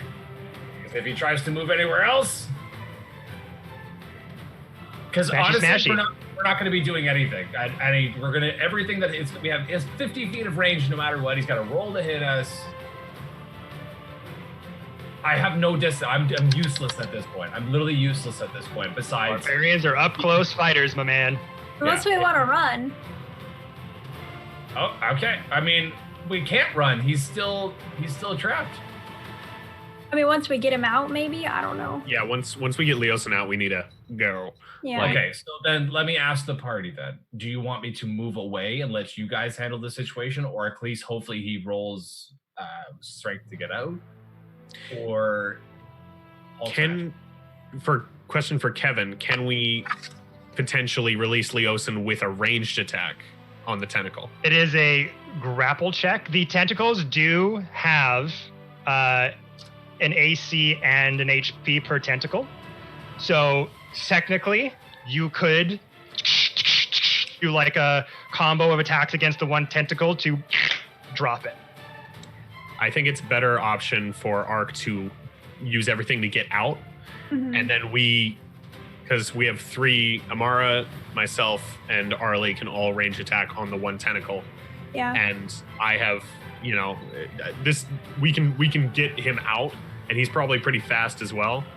So I think it's better off to do that rather than risk getting trapped again. Because if we do get him out and you're up close and personal, then you're going to take a hit just trying to run away. I mean, and I heard Kevin say when like Amara rolled like a 20 or whatever it was to hit, he was like, it just hits. Yeah, it was a 20 just hits, and I don't want to fight a monster where 20 just Don't worry. Watch this. Ark, maybe grab that chest and any gold around you, and then take off and get out of It's there. an action to do so, and I wanna dash to get literally as far away as possible. Yes. Arlie, my idea is once everyone's out and away from it, I can run 90 feet in a turn. I can get in there and get out of its range. That's what I grabbed the quiver as I started. Okay. I'm getting the stuff and getting out of its range before it can wrap me up again. But to do that, the only worry is getting Leosin out of there. Okay. I'm way over here. Hey, how you doing? Hey. Hey. So just keep backing up. So Archeron, as you use your rage and your billowing muscles to break free of the tendrils, your giant Leosin feet push you towards Apollo as you're strategically planning what to do next. But that's your action, your movement, all good there. Okay, and we go to Arlie. All right, so I'm first of all just gonna move back a little bit, and then I wanted to ask the party: should I shoot at the tentacle thing? Probably. Yes. Mm-hmm. I'm gonna do that too. Alrighty, I will just do that with my longbow. Where is it? There it is. 21 to hit. 21 just hits. Roll damage. 10 damage. Could I add my D4 onto that? So the D4 is to roll to hit, not damage. Oh, it is? Yeah. Oh. I believe. Let me just triple check on that. I missed that. Can somebody fill? I was like running to the bathroom. I didn't know. Yeah, so the bless, each of you, except Apollo and Leosin, whenever a target makes an attack roll or a saving throw before the spell ends, you get to roll a D4 and add it to the result. So Right. no, not the damage, but the roll to hit and the saving throw. You can add your D4 to it. Sweet. Okay. And it's a one-time use. So, yeah, I will do... okay, so I got 10 for damage, and then I would also like to send Gathered Swarm. Mm-hmm. Attacks target takes 1d6 piercing damage. Okay. So 1d6 piercing damage with the birds? Yeah. 6, okay. So, as you see Archeron run over to you, shouting out, calling shots, hit the tentacle, let's grab the stuff and get the F out of here. You're like, fine, god damn it. And you take back that arrow, and you think back to the cave system where it was dark and hard to see. You were missing a few more shots and you were hitting them, but now you're in your element. You're in nature. The sun is beaming down on you, the trees, the plant life, nature around you. Taking that deep breath for concentration. Clean hit. Severs the tentacle off of Leosin as it drops into the water. Hit the whole thing, just falls off of him. Holy shit! And it just like barely misses his body as it goes right into the water. And then as you hit that, your spectral, ethereal, sort of vibrating rainbow-like scooter birds just swarm at the roper all around its one eye, blocking its sight as they're just chirping and pecking at it and getting all over, and its tentacles are waving at it, but they're ethereal, they're just waving right through. But you successfully knocked off the tentacle. Cool. That'll end my turn. And what a turn that was. Good job. Okay, and we come to Amara. Okay, I am going to cast Scorching Ray, all 3 of my rays at him. Okay. What's the range of the ray? 120 feet. Ooh, that'll definitely hit. So roll to attack, right? All 3? Yes. All right, so all 3 got to beat 20, which is hard to do. Oh, do I not roll once for? You're hitting him with 3 scorching rays, so That's it's a hit true. each. Okay. Okay. First one is 22. That'll hit. Darn it. Okay, the next one is 18. Yeah, that'll miss.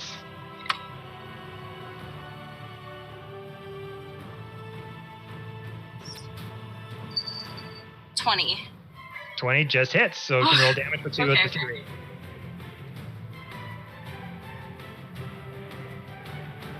First one is 12. Second one is 11. So 12 plus 11. 23. Okay.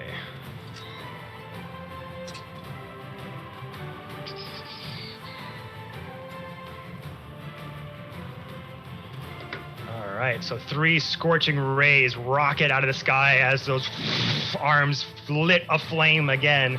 Any sort of vines or vegetation that was on your body just start to fall to ash and down the ground. Trying to get it away from Leosin as he ducking out of the way as the scorching rays fly by him, smacking the roper in the massive sort of jittering body that it has. As the ethereal scooters are just still pecking at it and fluttering all around it as a coordinated attack. But they strike true, so good job. Did you want to move at all? I'm also gonna do the same thing as Avery and just move 5 feet back? Yeah. Okay. I can't move it there, so yeah. No worries. So you'll be out of its range there. Did you want to move further back? Because you have all your movement. Yeah, sure. I'll move another 20 feet back, or so 25 feet back from there. Yeah, okay. 25. That's just so I know. Okay. Yeah, that's same with me. I was trying to get as far away as I could, but that's as far as I could move. So, because I have a cantrip that could hit 120 feet, so I can use that if I need to. But I'm trying to I wanted to be as far away as I possibly could without falling off the edge of the world. Right. Well, where were you hit when you got hit with the tentacle? I think you're here. 5 feet forward. So you were there when you got hit. Mm-hmm. So you could use your full movement to have gone all the way back away from there as well. So no worries there. Okay. So after Amara throwing those bombs, we come to Leosin. GTFO. He's like, everyone's like, come here, we're getting the fuck out of here. And he starts to run and he looks down at the very well-made ornate axe and just picks it up with his foot, grabs it with his hand, and starts to rush towards you. So from there,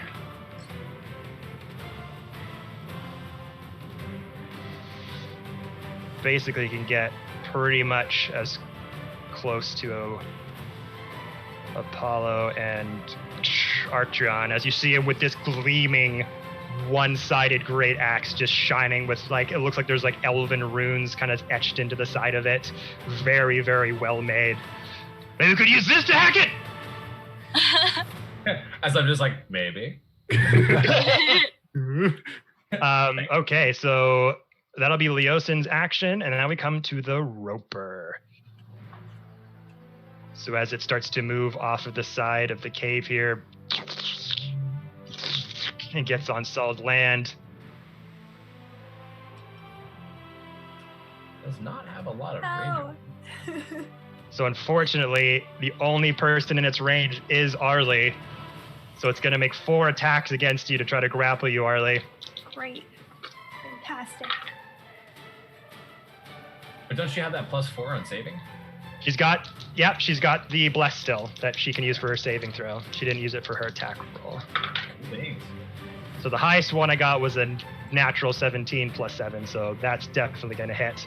As all 4 tendrils just flash around you, and it's going to use its reel to pull you towards it 25 feet. Wait, question. So, if he had 4 tentacles, do we have to release all 4 to get her out?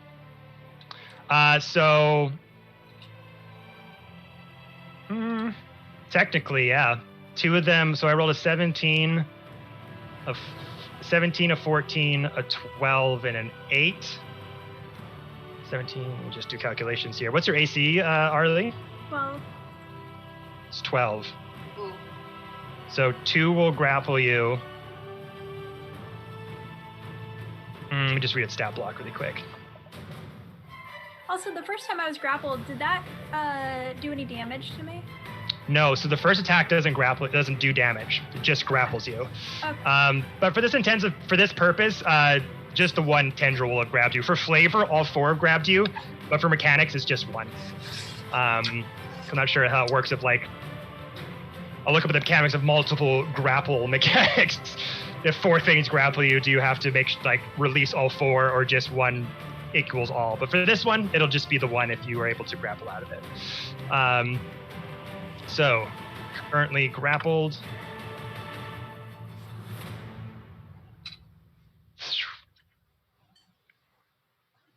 By the roper, it cannot bite you because it's not close enough. But that is its movement and its action. So we come back to the top with Apollo. Okay. I'm gonna pop my bonus action to dash. Actually, 1 second, because I don't know if Arlie, if you remember, you've got a little winged friend in your bag. You can help me? You can certainly try. Go, Martin, go! Go, Martin, go! So would it be his, because he would be considered a separate player, and so it'd be his turn, or is this some part of my turn? So It's not my turn. It's not your turn currently, but I'm just putting it out there that you have a little winged friend in your bag. That's you can kind of feel it vibrating, cowering. If you wanted to use it, we'll have you roll an animal handling check. If it beats the DC in my head, and you want to direct it to try to do something, that could happen. So it would go directly after your turn. I rolled an 8 for animal handling. Fortunately, you sort of get wrapped up and you're like, Martin, maybe help me out here. And you just feel sort of vibration and cowering a little bit in your bag, feels too afraid to come out, unfortunately.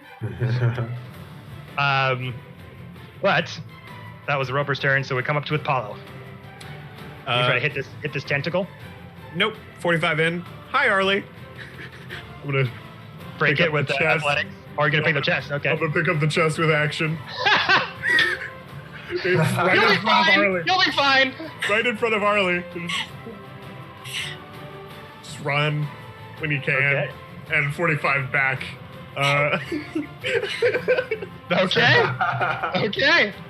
And that'll be the end of my turn. And I'm just gonna go. I'm gonna kind of look kind of to Leosin and Ark, and then all the way over to Amara and Avery, and then back at Arlie, and just be like, should we fine? This is fine. We got this. What if something happens to her? You really want to? And Leosin does not look very impressed, but you just kind of dart there so fast. He's like, "What the fuck? You didn't help!" I just see Arlie just watching Apollo run towards her. My hero! He goes past him. You asshole! Sorry. My attacks will not hit that thing. Okay, so that's your action, your movement. You're good there. Yeah, that's everything. Come to Ark. Just as a friendly reminder, ever since our last encounter. Is it my turn next? Sorry, Avery. Yeah. There's so many A names. I keep getting. I know. It's okay. I am going to use my cantrip, my fire bolt. Try to attack that tentacle. I have 120. Yeah, you'll definitely be in within range. So roll to hit. Got to beat a 20. Can I use the +4? Yeah, so you can use the bless for the D4. Yeah, so I'm going to use that. Nat 20. So Nat 20, so 28 to hit.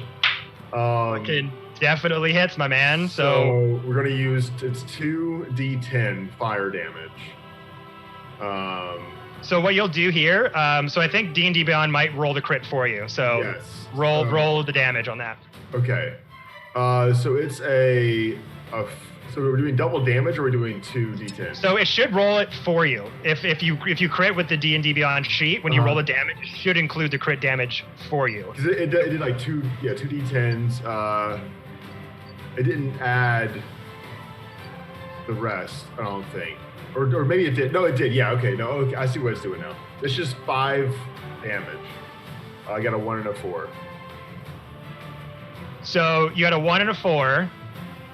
So for a crit, it didn't double it then. So no, it just did the 2d10. If you got a 1 and a 4, you would double the numbers on the dice damage that you roll. So you would double that result. So if you rolled a 1 and a 5, that would be an 8 and a 2. So you did 10. Okay. So 10 fire damage to it, right? So you're aiming it for the tentacle? Yes. Yeah. So once more, you see Apollo. You see like, oh, Apollo, we'll get her. It's fine. Takes the chest. What the fuck, you son of a bitch! And he just huge firebolt from their anger and the rage filled inside of you. Huge firebolt rages through the tentacle. This reeling Arlie in falls down, and Arlie is free. I'm just over here freeing all you people from these tentacles now. Did you miss me? Hey. So that's your action. Unless you want to move anywhere, you're still out of I'm out of range. So you're I'm good there. 120 back. So okay. All good. So after that, we come to Archeon. Okay, this is more of a ever since our you had mentioned ropers in our last stream, I've been reading them, and I just want to make a notion to the group, but I also want to ask Kevin if this is okay. We're not gonna kill this thing. I'm just letting you know. This thing is an absolute shit show. The only good thing is that it is very slow, and if we happen to run away, we will be able to run away from this creature. My question is to our DM, are we allowed to run away from this situation? You can do whatever you want. You don't have to kill it. Okay. But I will say, just for future purposes, yes. Technically, you're not supposed to look up the stats of the monster you're fighting unless you're able to do so. I didn't look at the stats. I just looked up just in general. It's just I don't know the stats on this creature. Yeah. Well, even just seeing if it's because there's certain abilities in game, Avery, for instance, being a fighter at 7th level, he gets an ability where he can look at a creature or a monster and study its movements and determine if it's slow, if it's strong, that kind of thing. Topics it likes. Yeah. So it's kind of a thing, even just looking up any kind of general thing, because that's what you do for history checks and things like that for. So for just game mechanics purposes, when you do monster encounters, not supposed to be just get a little bit of information. Yeah. But you didn't know, so it's all good. But you can clearly see that it is slow moving because it's only moving 10 feet at a time. Yeah. You see that this thing, is fairly strong. It's been dealt a few hits, and the scar marks are not substantial. They're kind of seething by the sides and everything like that. So it's a fair assessment to make for sure. Yeah. No, I just noticed because you were moving, you moved to the corner, and I was like, oh god, he's gonna run up behind us, and, down. I was like, oh, it might be okay. Yeah, that's where its speed and its reach are kind of its speed is nothing, but it can reach so far that even if it just moves 10 feet, it can still reach people quite a far distance. But yeah, for whenever you do any encounter, you don't have to kill anything. If you run into something that's this thing is too powerful, you can just book it. Just get the fuck out of there. As far as even the Langdorosa fight, right? In that cave, if we were dude, we're gonna die, we're not gonna fight these things, and you just bolted out of there, it's not the game's over. It'll have story implications maybe later on, but as far as the choices, they're 100% up to you guys. Okay. You can just let Leosin die if you wanted to. Be let's just sacrifice him. Fuck him. No. Well, so I think now, am I okay to make an attack and then get into the cart with Leosin and we move away? Yeah, you can do whatever you want. You've got all your an action, a bonus action, and all that. Okay. So if you want to be like, let's get in the fucking cart, let's go. It wouldn't be an action to get into the cart necessarily because it's just fairly stable thing. You just kind of As they move start backing up onto it. that cart, just kind of get it out of that range. Yeah, the idea is to like go this way, like just like loop down. Go around. Yeah, You totally could.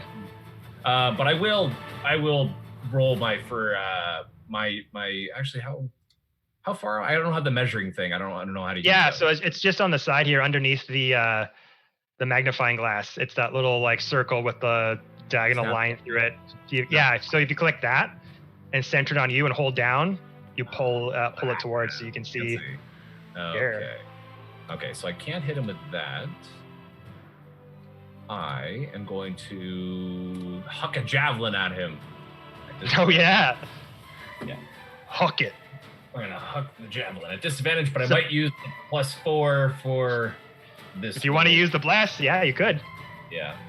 Actually, no, I'm not. I'm gonna save it for a tentacle grab, possibly in the future. Okay. I got an 8 plus 18 plus 4, 23. 23 to hit. 23 does. Disadvantage. Oh yeah, because I rolled 8 first. Okay. At disadvantage, which means no. Sorry, I don't hit him at all. Never mind. I'm a dingus. Sorry, I was thinking advantage. That's okay. Well, so the thing is, you're raged, but you don't have advantage on attacks. But if you went reckless, you would have an advantage on it. Or no, sorry, yeah. So if you went reckless, you get advantage on attacks. People attack you have advantage also. So if you wanted to throw something long range at disadvantage, you could reckless. It would just make it a straight roll because it would cancel each other out if you wanted to. I think I'll take my miss. And Okay. I'll hop into the cart and. So you have 2 javelins, right? I think you picked up one in the cave. I believe I actually lost one in the cave. I believe I only have one, so I think I'm out of Javelins. javelins. So I'm going to remove those when we get a chance. Yeah. So I'm going to use it. Can I use my bonus action to dash and take the cart and Leosin with me, kind of down and around where Avery and Amara are? I believe dash is an action, not a bonus action. Dash is an action. Okay, so I'm just going to. We need to get. But for all intents, here I'll get the wagon out for you, so at least you can see where it is. It's pretty much right where you guys are. Yeah. Because the last thing I want to do is just take that path and then get up there. Yeah, we can take a long way around. Yeah. We just need to back up, and Arlie goes before the roper anyway, so if she action dashes, she'll get well out of the movement. Yeah, Arlie, you go right and you leave. You out of here. We'll be able I to can move 40 feet, so I'll be fine. plus if you dash, it's doubled. Yeah, so Do I need to dash, though? You might want to because it might move towards you on its action. Yeah. And yeah. How far are we trying to get away? Because, like, Out as far away as it's possible. right there. Don't we just need to get to the wagon and then go all together, or? Yeah, just kind of go basically back the way we came for a little bit and then take a long way around. Because I was just going to move as far as I could, which is 40 feet, which is plenty distance away from him. And then. Oh, yeah, if you go down. And then I was going to just use the action to attack him, because why not? Yeah. But I need to figure out. So how far can I move with the cart? So if you want to move the cart away, you could get on it, and then for all intents and purposes, with the cart's movement, I believe it's like double whatever speed that you have just on a single action. Okay, so it has 70 then. You just grab on and go and just out of there. Yeah. As an action. Let me do the. Oh, but use your action to throw the javelin. Yes, I did use my I did use my action to use the javelin. So do I still get 70 feet of movement then? With the cart? Yeah, for this, yeah, we'll just say that's cool. I am going to. Oh my god. Well, Say that the wagon kind of like emboldens your speed as you kind of get on it and keep it away, and it wheels off. Okay. It's hard because I'm going to be like basically like off screen. So yeah, we can just say that you're like 70 feet away from that spot. Like you'll be more than enough out of range of the thing. Yeah, more or less just like in the area behind Avery and Mar there, kind of somewhere. So you want to hop on the wagon and just be like, "We're the fuck out of here!" And we going. All right. But I will say the others, their turns haven't come up yet, so you might have to wait for them to all get on the wagon before you take off. You know what I mean? Because if it's just your turn, you're like, basically it's your turn, you're taking the wagon and everyone else is left behind. If you wanted them all to be on the wagon while you left, or you could just wait for their turns just to double dash and meet you over there. It's up to you. Yeah, my intention was to go behind them so that way in their movement, they can meet me where they're at, kind of just move a couple of feet where they're at, and then they're on the cart with me. Mm-hmm. I think that could happen. Is that Leosin has feeling? Yeah, from where you are, if you move 70 feet away, Leosin with a dash has 80 feet. Apollo has a bajillion. So they would be able to meet you if you moved away with the cart on their turn. Like literally like right where I'm pointing here, and then they can hop. Cool beans. And that's no worries. Gonna be it for me, to be honest. Okay, so you see Archeron get out his spear and just throw it to try to distract the roper with the bird still pecking at its heads, the smoke kind of rising from the scarring from the scorching flame and the fire bolts. Archeron just leaps onto the front of the car and says, "We're the fuck out of here! Meet me over here!" Wheels turn and skid out of the way. The horses neigh in excitement and go off with the egg still inside. Remember, fiercely run off into that direction, shouting at your party members to meet him over there. Okay. So after that, we come to Arlie. So moving away and shooting at it. Yep. Do I just? Cause I want to just like move to the wagon. I probably could do that, right? Yeah. Well, the wagon's not there anymore, but you can move towards it for sure. I said 40 feet. Yeah. There. Okay. I'll just go there, and then I want to take a shot at it. Bam. My longbow. Not one. Never mind. Uh-oh. So same thing. You just, at this point, it's just distraction. You're trying to keep it occupied. You're trying to block its vision so that you guys can get those items and get the F out of here. You shoot an arrow at it. It goes wide, but still its tentacles are moving all over the place. It's swatting at the birds. It's just trying to get a view of everything. Anything else? I don't think so. Okay. Amara, you're up. Moving towards the cart with everybody else? Sure. I'm going to cast Scorching Ray on it again. All right. 3 of them, So what level is that? Another second level spell? Yes. Okay.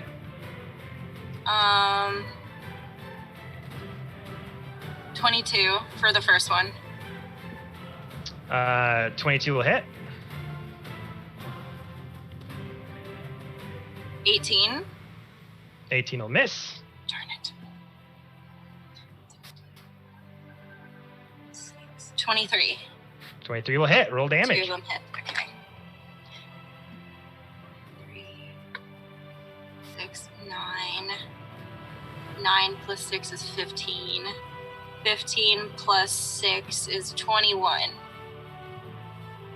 Okay.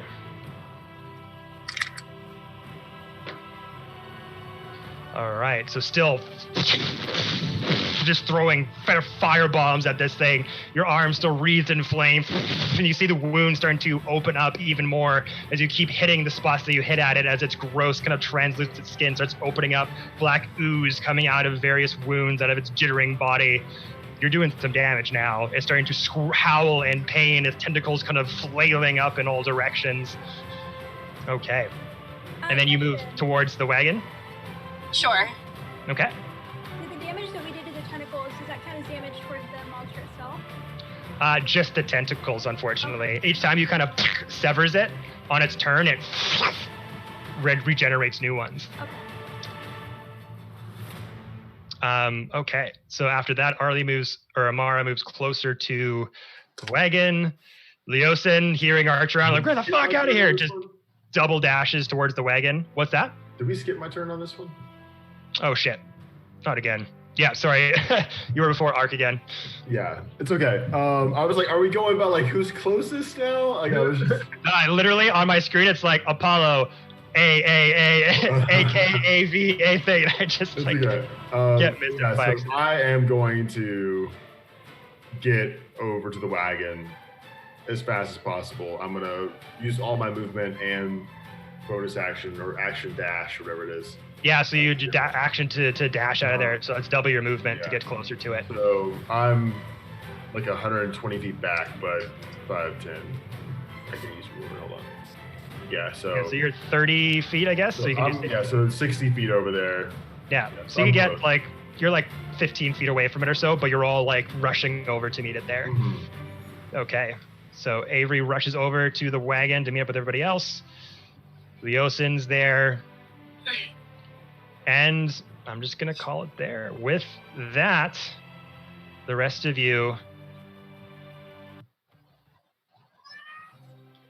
able to successfully get out of the reach of the roper as you all climb on to the back with Archer on.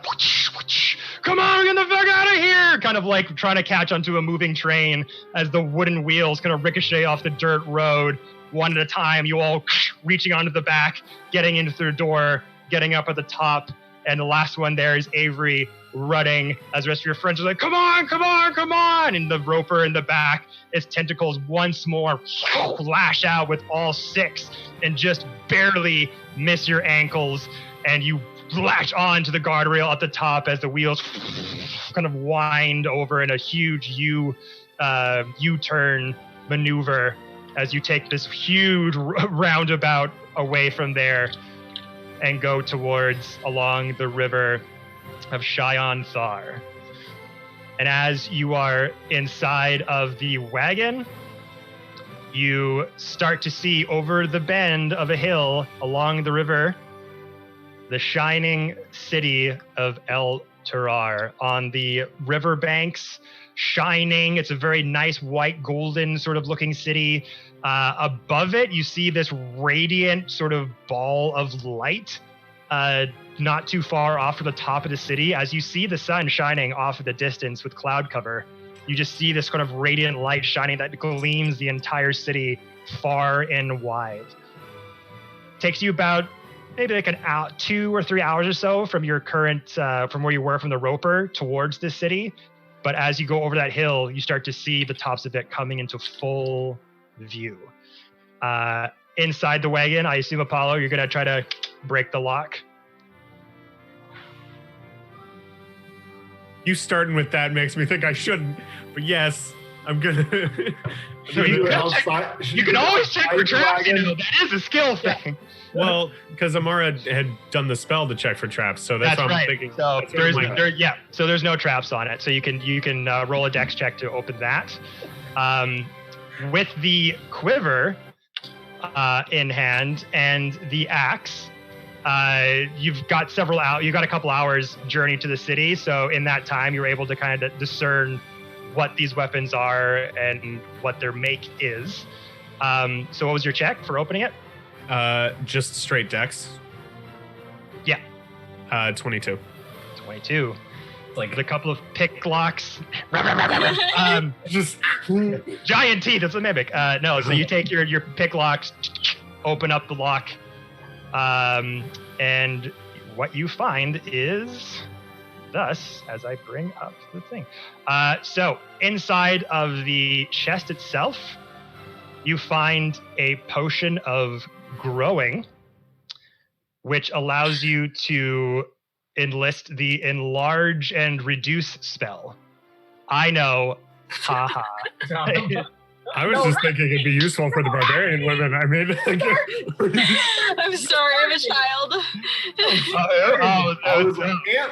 I had my something blocking everyone except for Apollo and Archeon. I just see Shay like losing his mind. He was laughing. Yeah, no, I know. So it's a potion of growing. It allows you to do the enlarge and reduce spell, which makes your body like twice the size or twice as small, and it adjusts like your strength scores and stuff like that. You find a potion of greater healing, which does more healing than the normal potion does. And inside is roughly around 300 gold pieces.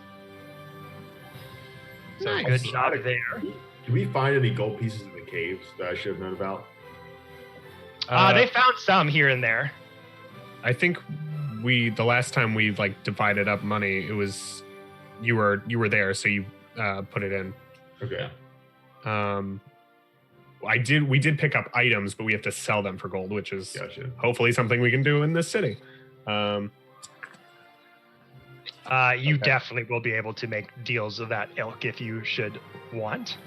But with the two items in particular, the Great Axe is a +1 Great Axe. So it's +1 to attack and damage rolls. It's made in a very fine has this very nice strong oak handle. It's kind of curved, kind of like a Stormbreaker kind of build. And it's got a big, huge gleaming silver blade at one side that curves. It's a very nice make. Again, kind of has elven runes on the side. Kind of It's all yours, Arlie. It sounds perfect for you. And the and the quiver again has this sort of white leather exterior that has these nice sort of gold outline around the opening that kind of makes these lines kind of gently go down on either side, and has a strap on the back that kind of look like vines that kind of reach down from the top of the opening downward. And this is a efficient quiver. So what this allows you to do has each of the quiver's 3 compartments connects to an extra dimensional space that allows the quiver to hold numerous items while never weighing more than 2 pounds. So the shortest compartment can hold up to 60 arrows, bolts, or similar objects. The mid-sized compartment holds up to 18 javelins or similar objects. The longest compartment holds up to 6 long objects, such as bows, quarterstaffs, or spears. You can draw any item the quiver contains as if doing so from a regular quiver or scabbard. I'm already handing the quiver to Arlie. And just Just instantly just started glowing. She's like, yeah. Quiver to Arlie. I imagine, and I'm like, as I'm handing stuff out, I'm kind of looking to anyone as like any complaints here, and I'm kind of pushing the great axe towards Ark, and I'm gonna kind of hand over the potion of growing to Avery, and like Take all the money for yourself. Well, no, I was going to say I'll split the 300 gold, 150 with Amara, and if anyone has any complaints, I would prefer to take the greater healing potion. now I will make this offer and or trade. Avery, if you want the great axe, No, go for it. I want the I have my short sword. It works fine. That way I can use my two-handed fighting. I feel like the great axe is meant for you. Yeah, like 100%. And then I'm okay if you want to take that greater healing potion, if you'll give either Ark or myself one of the regular healing potions. Because then you get one of those too? No, I gave them to Apollo, Arlie, and Amara. We do not. Yeah. So I was talking to Apollo, like, because when you have... I believe Ark got 3 healing potions, right? Mhm. Regular healing potions. And then what we just found was a potion of growing and a potion of greater healing. Gotcha. Which I was offering to you the potion of growing, which casts the enlarge or reduce spell on you, which would increase your strength And Yeah, so for a lot of amount of time, basically you you grow until like double your size. You kind of hulk out. So you got like advantage on. I don't know if you have. I got to look at it again, but you definitely get like strength boosts. Your attacks will be stronger. Your AC might even go up a little bit. I think. That sounds great. I'm happy. Does Amara? Do you get Amara something though? Money. I was gonna split the money with her. Just flower off the side of the road and give it to me. I'll be happy. No, I'll give the money. So, Amara, 150 gold pieces. Yeah. Ark is taking the Great Axe, the +1 Great Axe. Arlie has the quiver. Avery has the potion of growing. I have the greater healing potion. And Kevin, you said we were a day away. So can we? No, you are now like you are over the hill. You see Elturel down below. Like you're arriving there. You took a couple hours to get there from where you were because you were already in mid-travel when you came across the Roper. So you're just a few minutes away from it, basically. Okay. So you'll be able to, once you get to the city, you can take your long rest and get situated, and yeah. Okay. Just making sure, did everyone add their 250 gold from Night Hill?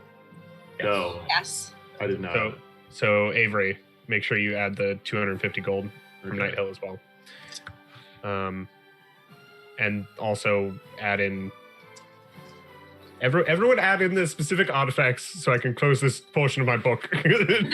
How do you add in specific objects?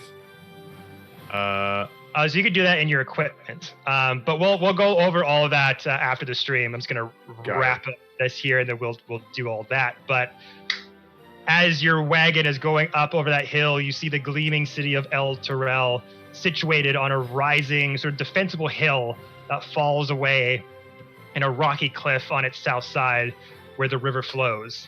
The city of Elturel is resting atop a cliff that dominates the river Cheide.